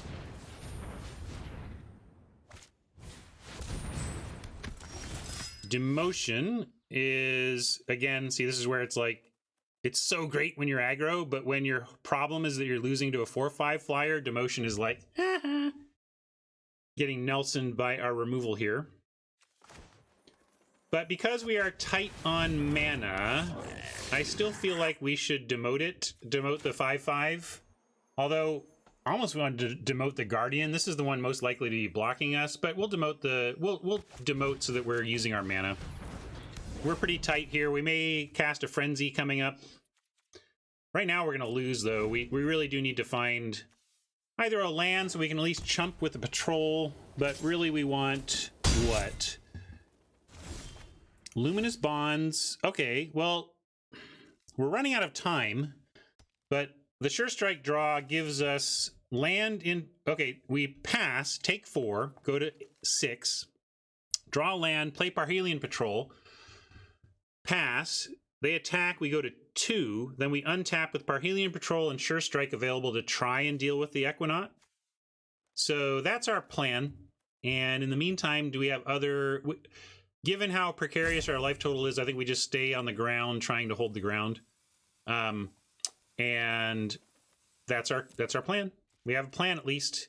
We can also gain a little bit of life back by attacking with soldiers if need be. Oh no, we can't because of Sunhome. Never mind. So that unless we attack with both, then we would get 1 life. If we desperately needed 1 life, we could do that.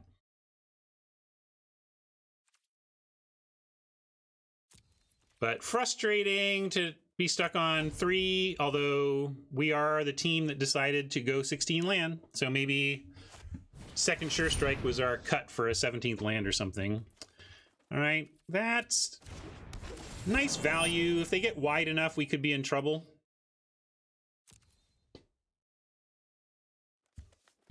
Mike wants to swing all but Witness. What does that get us, Mike? Mike wanted to be really aggro here. I didn't see a line where aggro could win us the game, Mike, so I didn't do that, but maybe you can elaborate on how you think getting aggro could have won us this game. We leave the Witness back and it chumps the 5/5, but man, that's a lot of damage we'd be taking.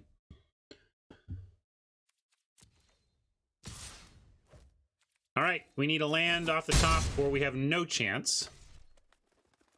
Well, if we don't get a land off the top, then our plan is find a land, patrol, chump, and then find the arrest, the pacifism effect for the flight.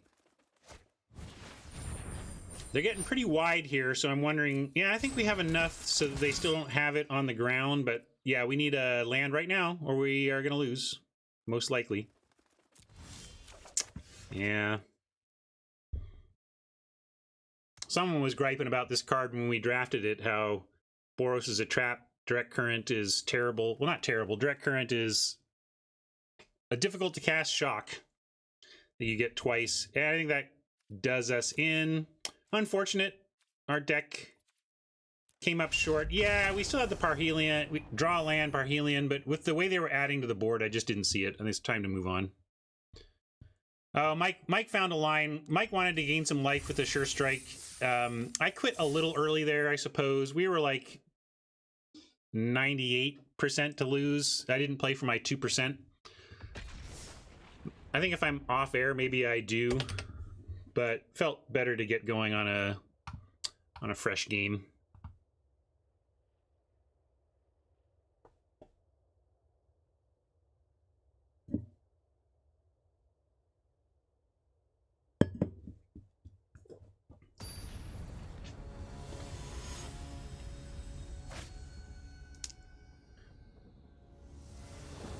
I didn't say Boros is a trap. I was saying one of the viewers did. All right. This looks great. Goblin into guard. Have a bonds to allow this attack to happen, and then frenzy to pile on.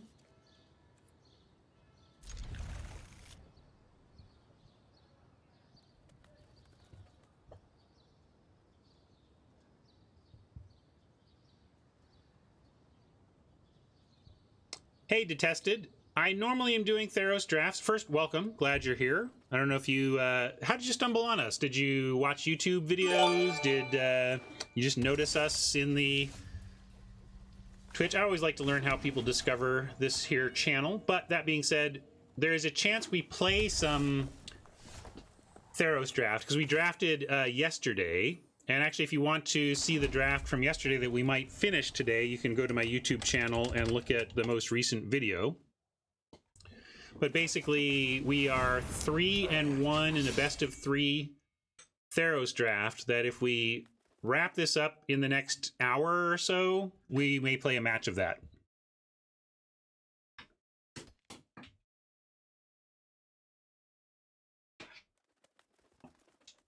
Really want this goblin to survive because of our curve out. If we lose the goblin, the bodyguard has nobody to guard and is not that great. Right on to tested. This is a good place for you, I think. We focus on how to optimize our approach to our play choices given the free-to-play economy at work. I don't know what your magic budget is, but if it is affected, you know, if it's tight, we'll give you lots of tricks on maximizing that. Yeah, exactly. That's the philosophy here. We're trying to go optimal. So we have a question here. We can send in the goblin and offer it. I don't think they'll take it. I really don't want to lose this goblin because of the bodyguard, but I'm going to send because first I don't think they take this trade. And if they do, we can cast the Sure Strike if we want. Well, do they not know it's a trade? What do you think? Now that I've locked into this, do we Sure Strike or do we just let this go and play the bodyguard? Because we get bodyguard into like frenzy and, you know, we'll be fine. But I'm going to Sure Strike. We kind of want to use cards in hand anyway because of the experimental frenzy. So this helps us dump our hand. Yeah, I don't think they realized that was going to be a trade, but I don't mind using the Sure Strike to keep our goblin alive. And I'm going to pass on offering the trade here, though. We're going to go bodyguard. Maybe ideal draw next turn would be a 2-drop, because then we could bonds, land, 2-drop, and then the turn after that, potentially frenzy or land frenzy. One of my questions that I haven't answered yet that I don't know, you all tell me, and maybe it's case by case, but like, so you're going to cast that experimental frenzy and you have a land in your hand. Do you play the land and then cast the frenzy, or do you cast the frenzy hoping to find a land on top to play? I don't know what's correct, and I don't even know what heuristic I should be using to figure that out exactly. It's been one of my conundrums of playing this card, as I played a lot in constructed with mono red decks, so... Yeah, I think that's what it depends on, Anton. Like, it certainly depends on like what you need, what you're going for, how much land you have, but I'm not sure where those lines are. I guess I kind of know what the factors are, but I don't know where to draw those lines.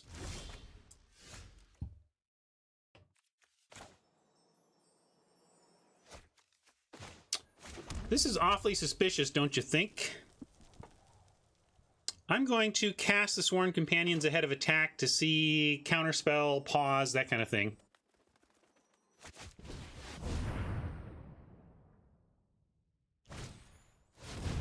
Okay, it was a sizzle.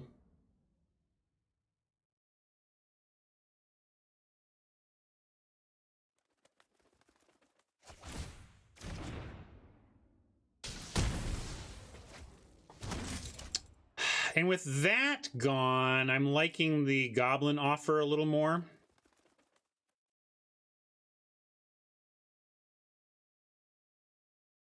Trade goblin for Drake. They already got a card out of it, but we're about to drop a frenzy that ought to win us the long game.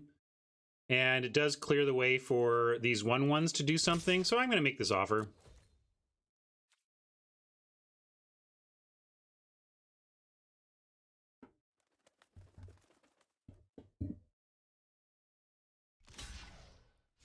We do have double Loxodon, it's true, Haj. But with Experimental Frenzy, I think playing the attrition game is totally justifiable, right?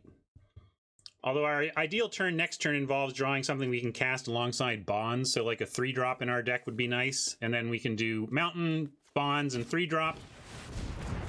And then, oh, that's why they didn't trade. As painful as that looked, actually not the worst. Although this not great. We can barge in and offer a trade. I don't think we want to barge in and offer that trade, though. We do want to just play it, though, and pass.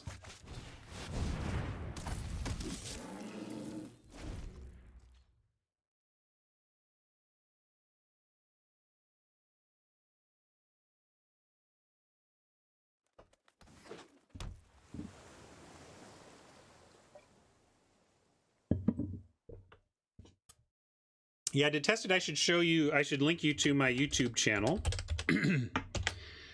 There's a lot of playlists on my channel that are sorted to categories like going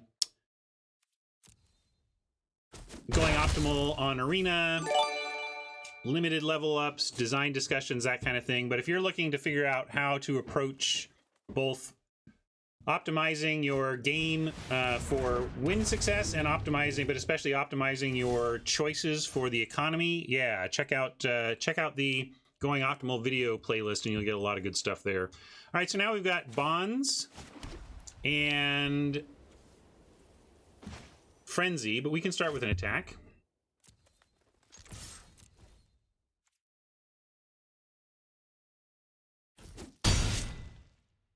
Obviously, Mesmerist, not the most amazing target for a bonds, and we could consider putting it on a flyer even, but since we can't cast the cards in our hand after we frenzy, I'm going to go ahead and use it on whatever. But this is the best, about the best final card you could play out of your hand. It just starts to take over.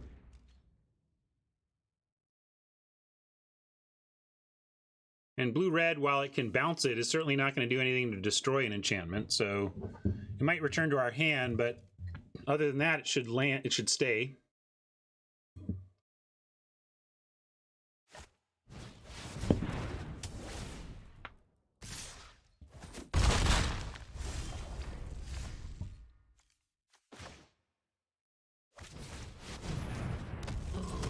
Sometimes you still just get one spell a turn. But in a sense, we're drawing, because you can also eventually destroy the Experimental Frenzy, so these cards you draw and can't cast, eventually you can cast. This is the dude I was talking about where I don't mind that Gravitic Punch. Gravitic Punch plus Erratic Cyclops can do some stuff. Alright, casting this. Play land. Cast this. And I guess we attack. They might have something. If they play something at instant speed, they could kill the Hammer Dropper, but it ultimately does trade Hammer Dropper for a card in hand, so we'll offer. And also, again, attrition seems fine when we have Experimental Frenzy going.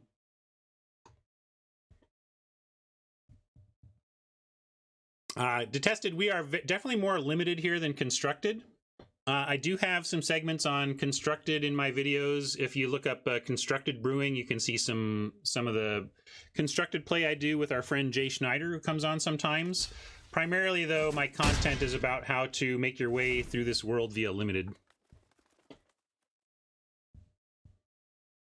I don't know why I even bothered attacking. What was the point? Like, I mean, I guess I was making them think about it. Like, somehow I was thinking I had a thing to attack with. Like, when I decided to attack with a Hammer Dropper, it was because I thought I was going to mentor something, but then none of my other creatures could attack, but then I still attacked anyway, which is kind of a chatty mistake. Like, I was just talking and stuff, but there was no reason to attack with that. As Haj points out. Nah, we can't represent a trick when we have Experimental Frenzy. Like, do they get to see what? I guess we were representing a trick, Haj, because they don't know what's here. It could have been a trick. But given that they could have had a trick, I don't think it was worth risking the Hammer Dropper. But we'll say no blocks here. Well, maybe we chump. Maybe I'll save 4. Oh, it's got Trample, right? Okay, never mind. Does it always have Trample? It just has Trample. Okay, so I'm gonna say no blocks. And we'll see about finding other ways to... There They're going to go for another insight.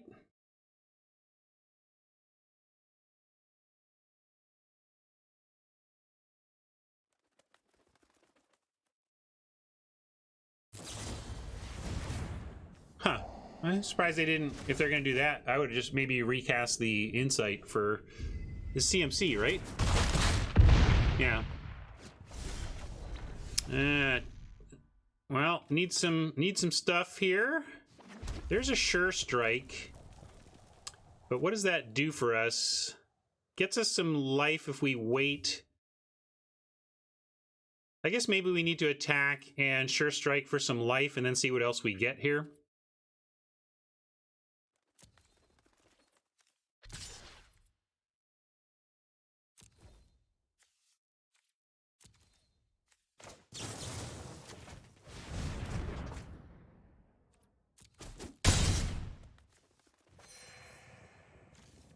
So land off the top is bad for us because it says it stops our chain of being able to cast stuff. Real bummer.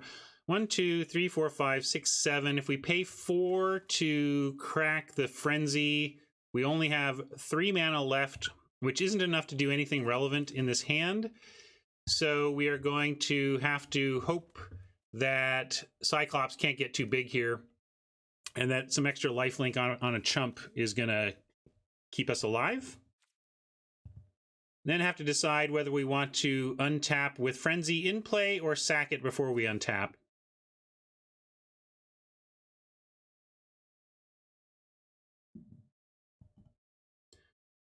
Yeah, G-Pick, but what I was trying to do was use the Sure Strike and unlock a bunch of other stuff we would play. Now, we happened to hit a whammy in a land, so it stopped our Frenzy train. But the reason I attacked and did the pump here is because it allowed us to continue digging for actual plays. No, this demotion doesn't do what you want it to do. Oh, this is not an activated ability; it's a triggered ability.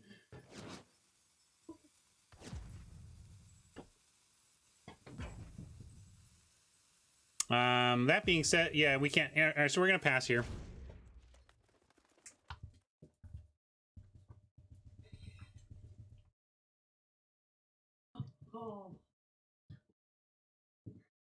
Rocket and Clara playing some ball.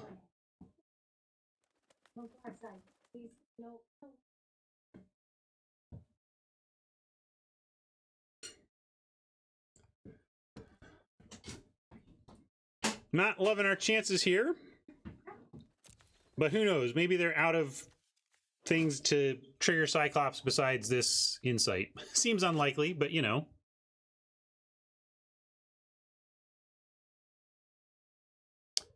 Activated abilities have a colon. That's one way to think of it. Because when you activate an ability, you are paying a cost, which is everything before the colon, to get an effect, which is everything after the colon. Ah, the magic colon. It's a very important rules thing.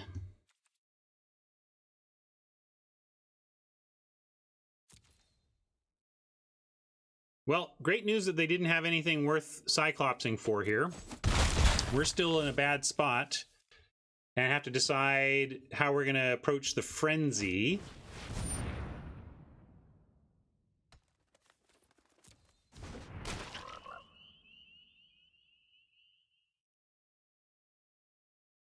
One, two, three, four, 5, 6, 7, 8, 9. We'll have 10 mana out next turn.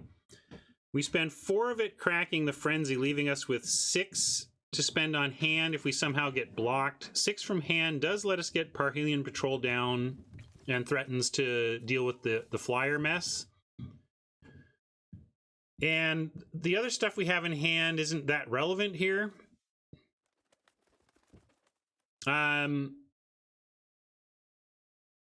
Because there's an erratic Cyclops that we might have had to block to stay alive.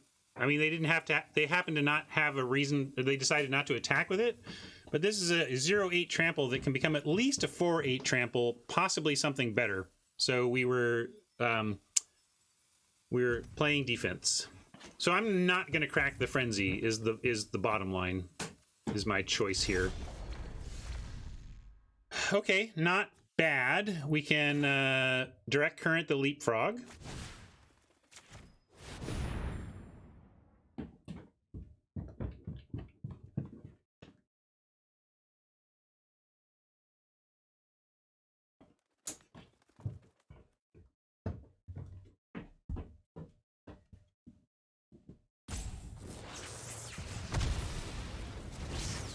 And now we get into the question of, like,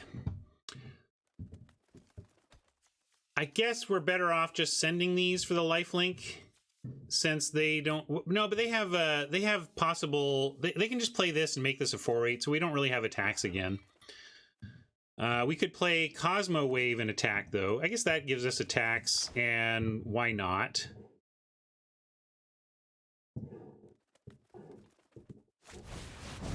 Hey, we even get to play this. That's good.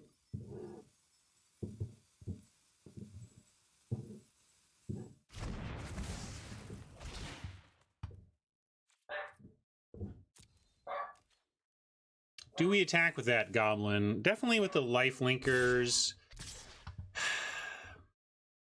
I just feel like we risk being dead to Cyclops, but we will have one blocker, I suppose. So I guess we got to try and win somehow, right?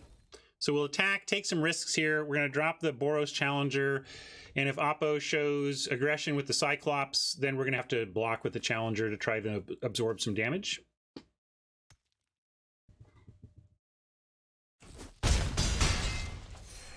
I know. That's what I mean. Block to absorb some damage, not stop it all. That's why this is risky. That's why, heck, if this didn't have trample, I would leave a soldier back and be like, yeah, we got this. We're dead to a lot of stuff, but we got to take risks, Chunk.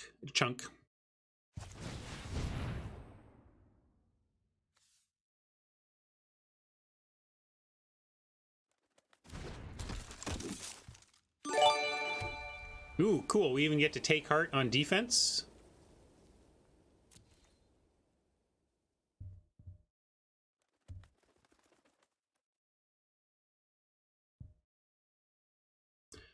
But Asteroid, at that point, they had Chemist's Insight, a bunch of cards in hand. Why wouldn't we expect Erratic Cyclops to attack for +4/+4 plus another card from their hand?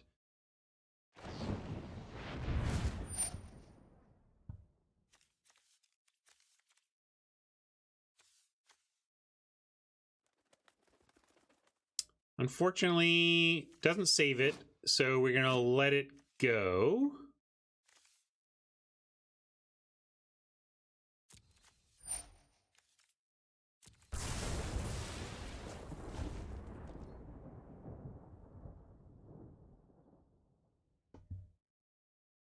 And now we're probably dead.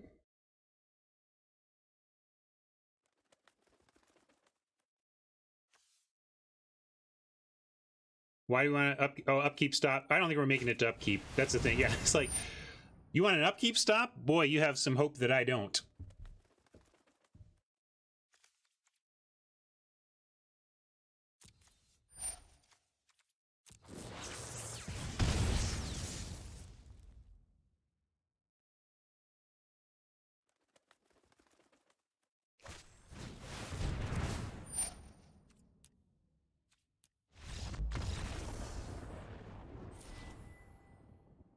It was close. That was a good game. Had some choices there. Maybe I could have navigated that differently. Obviously, Asteroid wanted to be more aggressive the turn before. I was anticipating exactly what we just experienced right there on that turn, which is why I didn't want to do that the turn before. Does that make sense? Asteroid, I feel like I'm getting a little bit rotted on that thought, because it's easy to say we should have attacked when Oppo doesn't do anything to make their 0/8 a massive game-ending threat. But, you know, we didn't know that.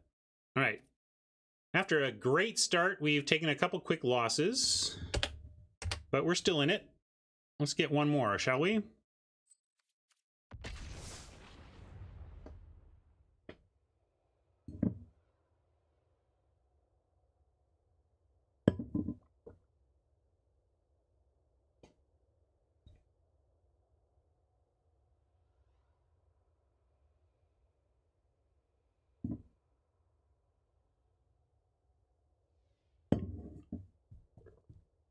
yeah, it's still depends on how you define chump, Fool Auto. If for it to be a chump block, if you feel it has to completely stop all of the damage from an attacker, then sure, you never trump a trampler. However, if you consider chumping just to be that I am trading a creature for life, then chumping a trampler is still a thing. All right, here we go with another awkward one color hand, but we're going to keep, we have Goblin on 2, and if we can find ourselves a Plains, the hand starts to look good. So I'm going to keep this and hope. But we could end up, this could end quickly and badly if we don't find a Plains, but the Loxodon is strong enough that I'm willing to seek it.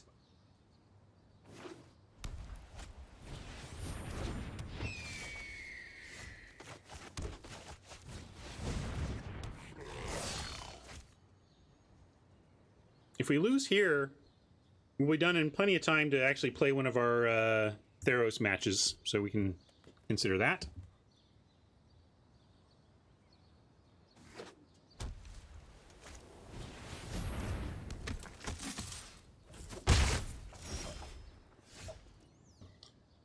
No Plains yet, but at least we found a turn 3 play, so I don't hate it. I'm going to not attack with a Goblin, though, because we have the Loxodon. All right, deck. Help us out. Plains off the top. Plains off the top, please, deck. If we do, we'll drop the hammer, and then Loxodon next turn.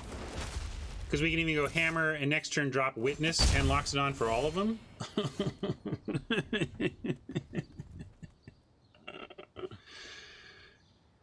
Sure wish that was our gate.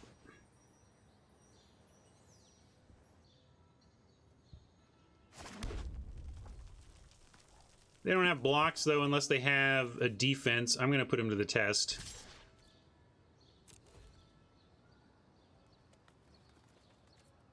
I know they have the Vine block, but we have all this open mana. Maybe I should just stay back and keep threatening that shield mate.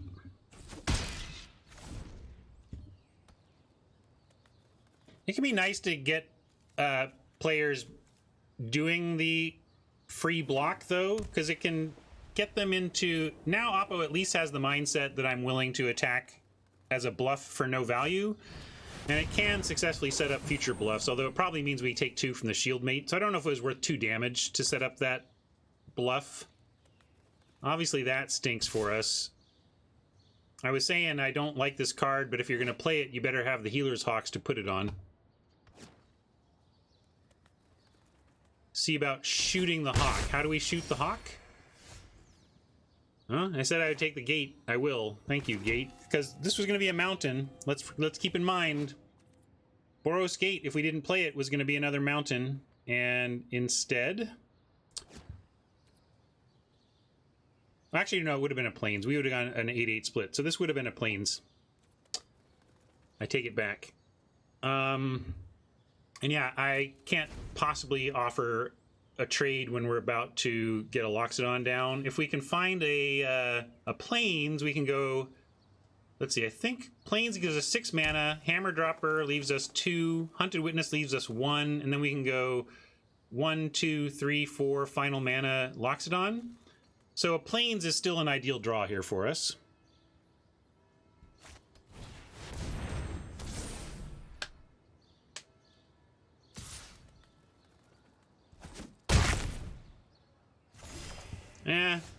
Not our ideal draw, but I'm also saying now we also need a Bonds for the Healer's Hawk, so I'll be happy we got that. And I'm going to do it this turn.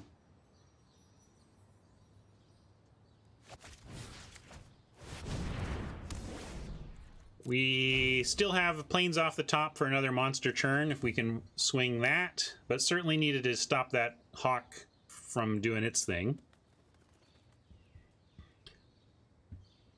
They're green-white. They may have main deck aura, enchantment, punishment. Don't know.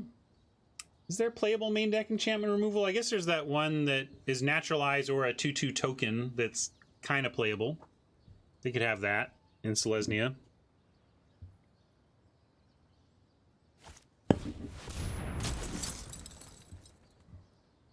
Planes, planes, planes, planes, planes. I want to convoke something out.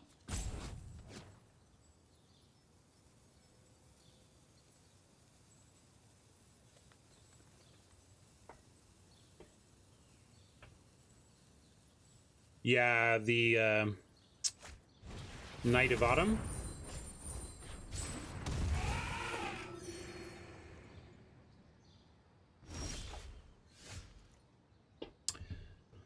No dice says the deck, but we'll drop the hammer as threatened. And still look to make this happen next turn.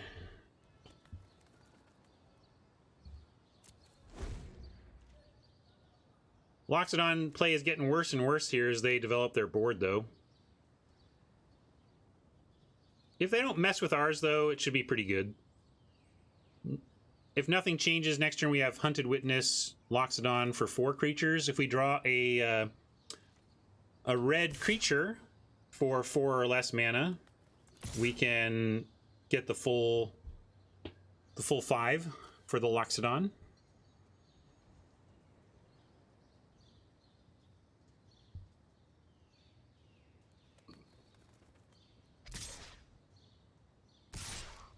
Well, this is suspicious. What do you think it is? 1, 2, 3, 4, 5, 6, 7, 8, 9. They don't have 6 mana, so they can't have the add 9 rare. But we really want this stuff for Loxodon. That being said, we can still, if we lose one of these, we can still untap and Loxodon. So I like putting Ornery Goblin on the Wood Shaper and calling the bluff. And then it saves some damage and forces, you know, I want to keep the Minotaur alive and the Hammer Dropper alive. So we're going to put the Ornery Goblin at risk here in a way that if they have nothing, it's great for us. They don't have nothing, though, and so we're going to force them to use their something on this goblin. If it's Might of the Masses, do we lose here? I'm going to use an Hourglass to make sure we don't set up a loss there. 1, 2, 3, 4, 5, 6, 7, 7 on Might. So if this block, we get 1, 2, 3, 4, 5, 6, 7, 14. Okay, we do lose to a Might of the Masses. Does that change how we have to block? Or do we just accept that we can't play around that? I think maybe we just say we can't beat a Might of the Masses in this spot, Haj. Like, because if we play around that, we're blocking with more stuff. And then if they do have it, we lose something big.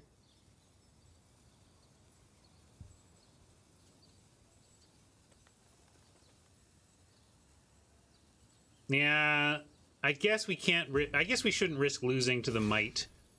But if we're gonna do that, shouldn't we just do this too? I'm gonna do this too. I know they have a trick, but like we lose to Might of the Masses entirely. And if I'm gonna make them do one, I'm gonna at least try to get the others to work.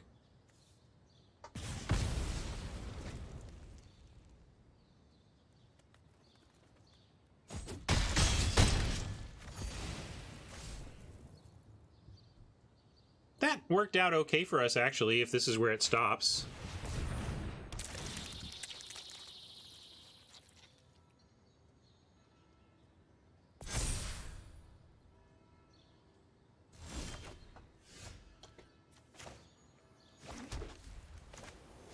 Can we afford to put counters on all of these this turn? We've got the Restorer, we've got this stuff on the ground, we're going to have a Sure Strike to defend with, and a Take Heart.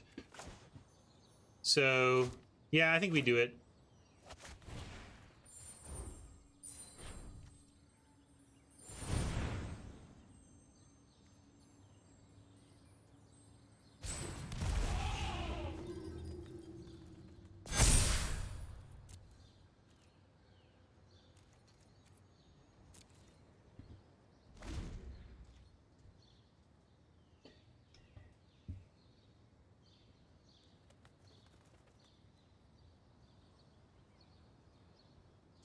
Close to stable, but also close to dead. Let's see how this goes.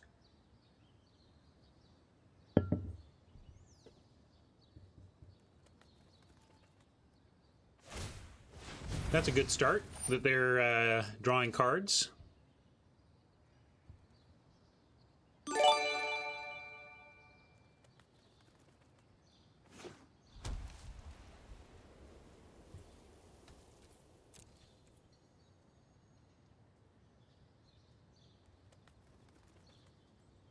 Okay, they didn't attack. Fantastic for us.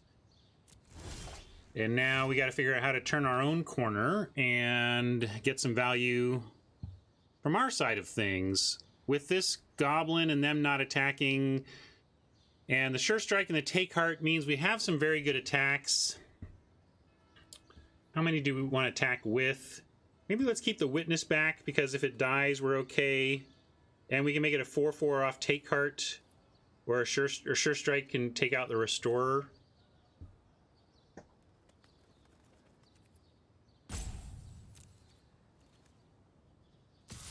And double blocks, we destroy double blocks here.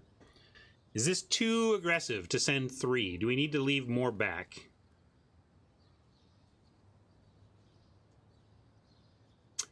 Well, Adrian, I'm not concerned about them blocking. I kind of want them to block here, right? Because then we get blowouts. Hodge wants to leave back the Minotaur and just send in the 7. There's some, yeah, maybe Hodge is right. Like, we do a pretty good threat with these two. And at 9 life, this is a nice defensive core.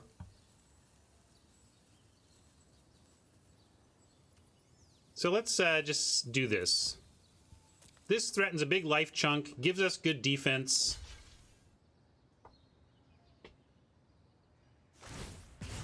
And we can just offer this trade, but I think we do need to...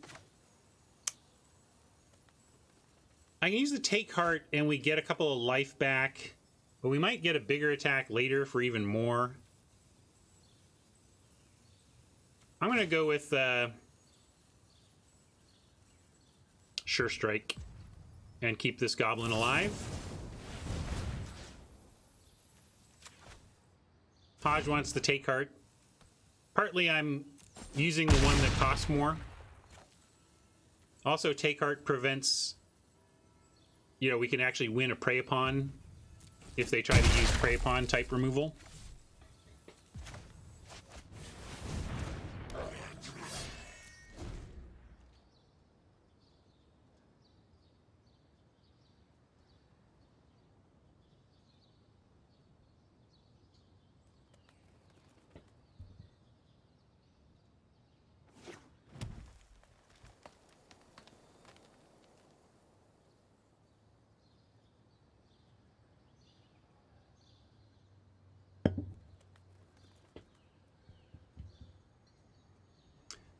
The reason not to send in the Minotaur is because as a 3/4, it threatens to bounce with the Restorer, really giving Oppo no attacks.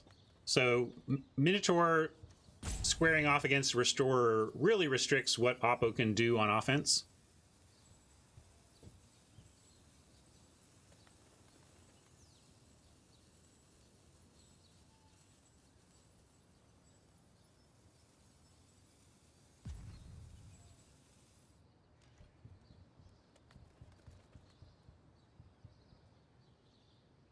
Yeah, but I didn't like... Right.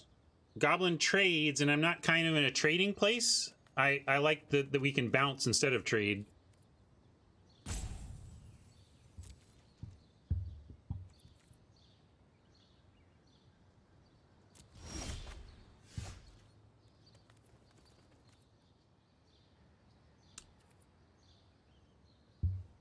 So, we have another attack opportunity here. We have another goblin on board.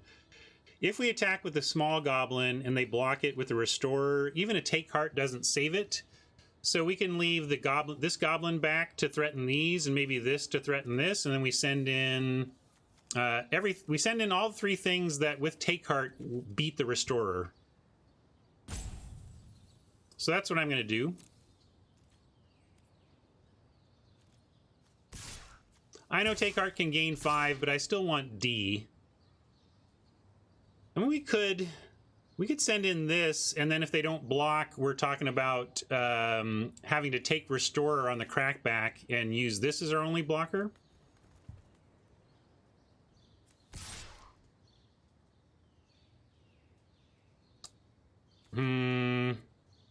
Not into it. I'm going to leave that back. I'm going to keep a little more defense than that.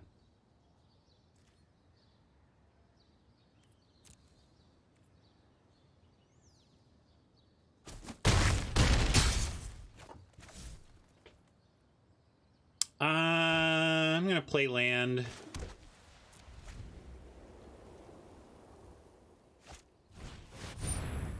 Life chips away fast when you don't have defense, though, right? If you know, let's see what they get out of this. Whiff? One time whiff? Now they're deciding between creatures.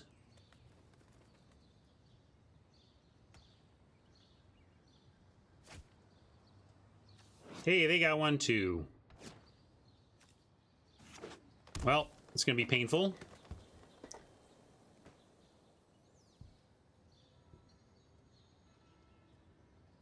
Yeah, let's draw our second one and be like, yeah, well, we've got 2.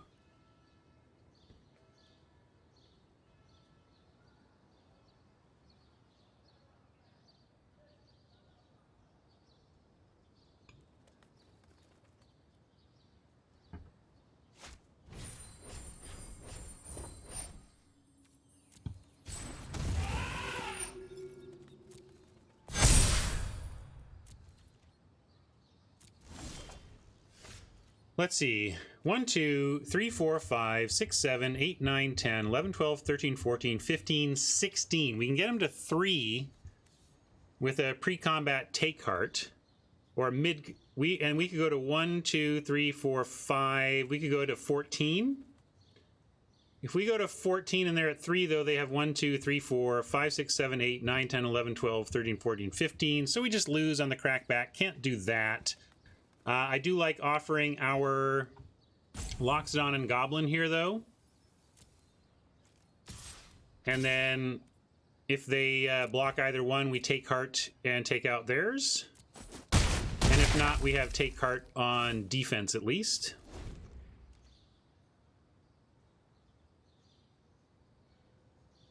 And we have some trades to offer. And a Restorer that we can eat. Or try to eat. So we're going to go here, here, and here. And hope they don't have anything. If they've got a trick, we're in trouble. We need to use our Take Heart on the Restorer win.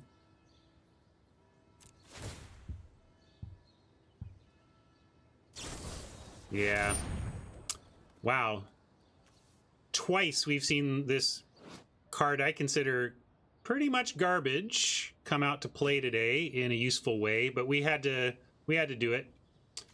I think we're done with this event now.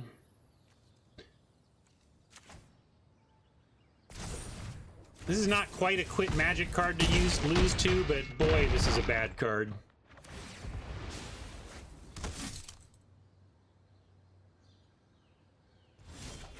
Land didn't help us, and that's all she wrote. Let's see, 1, 2, 3, 4, 5 attackers to our 4 blockers. I guess we stay back and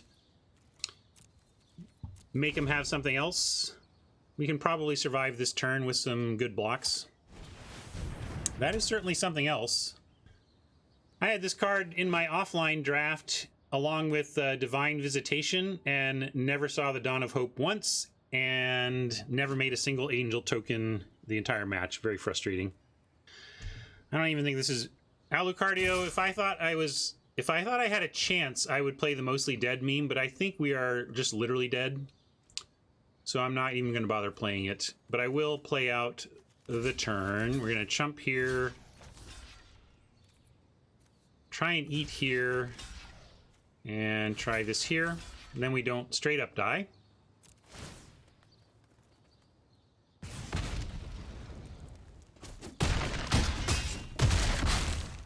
Just because I don't know how we win from here. Like, okay, we survived the turn. Now what are we drawing to not lose? I can't even name it.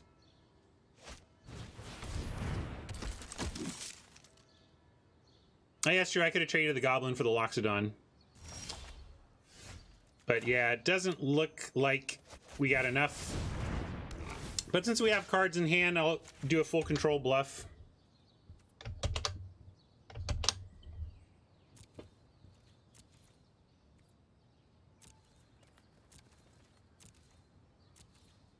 Yeah, maybe I stopped thinking hard enough about my blocks, Haj, before we were really, really, really dead.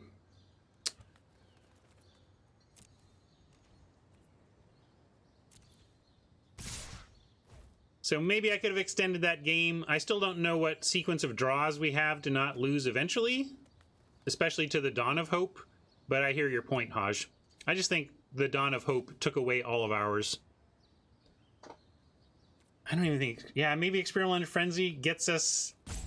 extends it more. I just don't know how we overcome the Dawn of Hope in a long game. GG, Oppo. Not trying to slow roll the scoop. Just talking.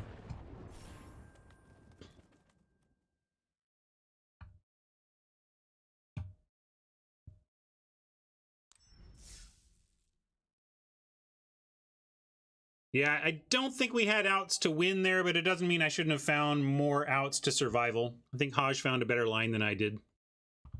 Yeah, that was pretty rough. We went 4-0, 0-3. I guess that's magic too. I'm going to claim this prize.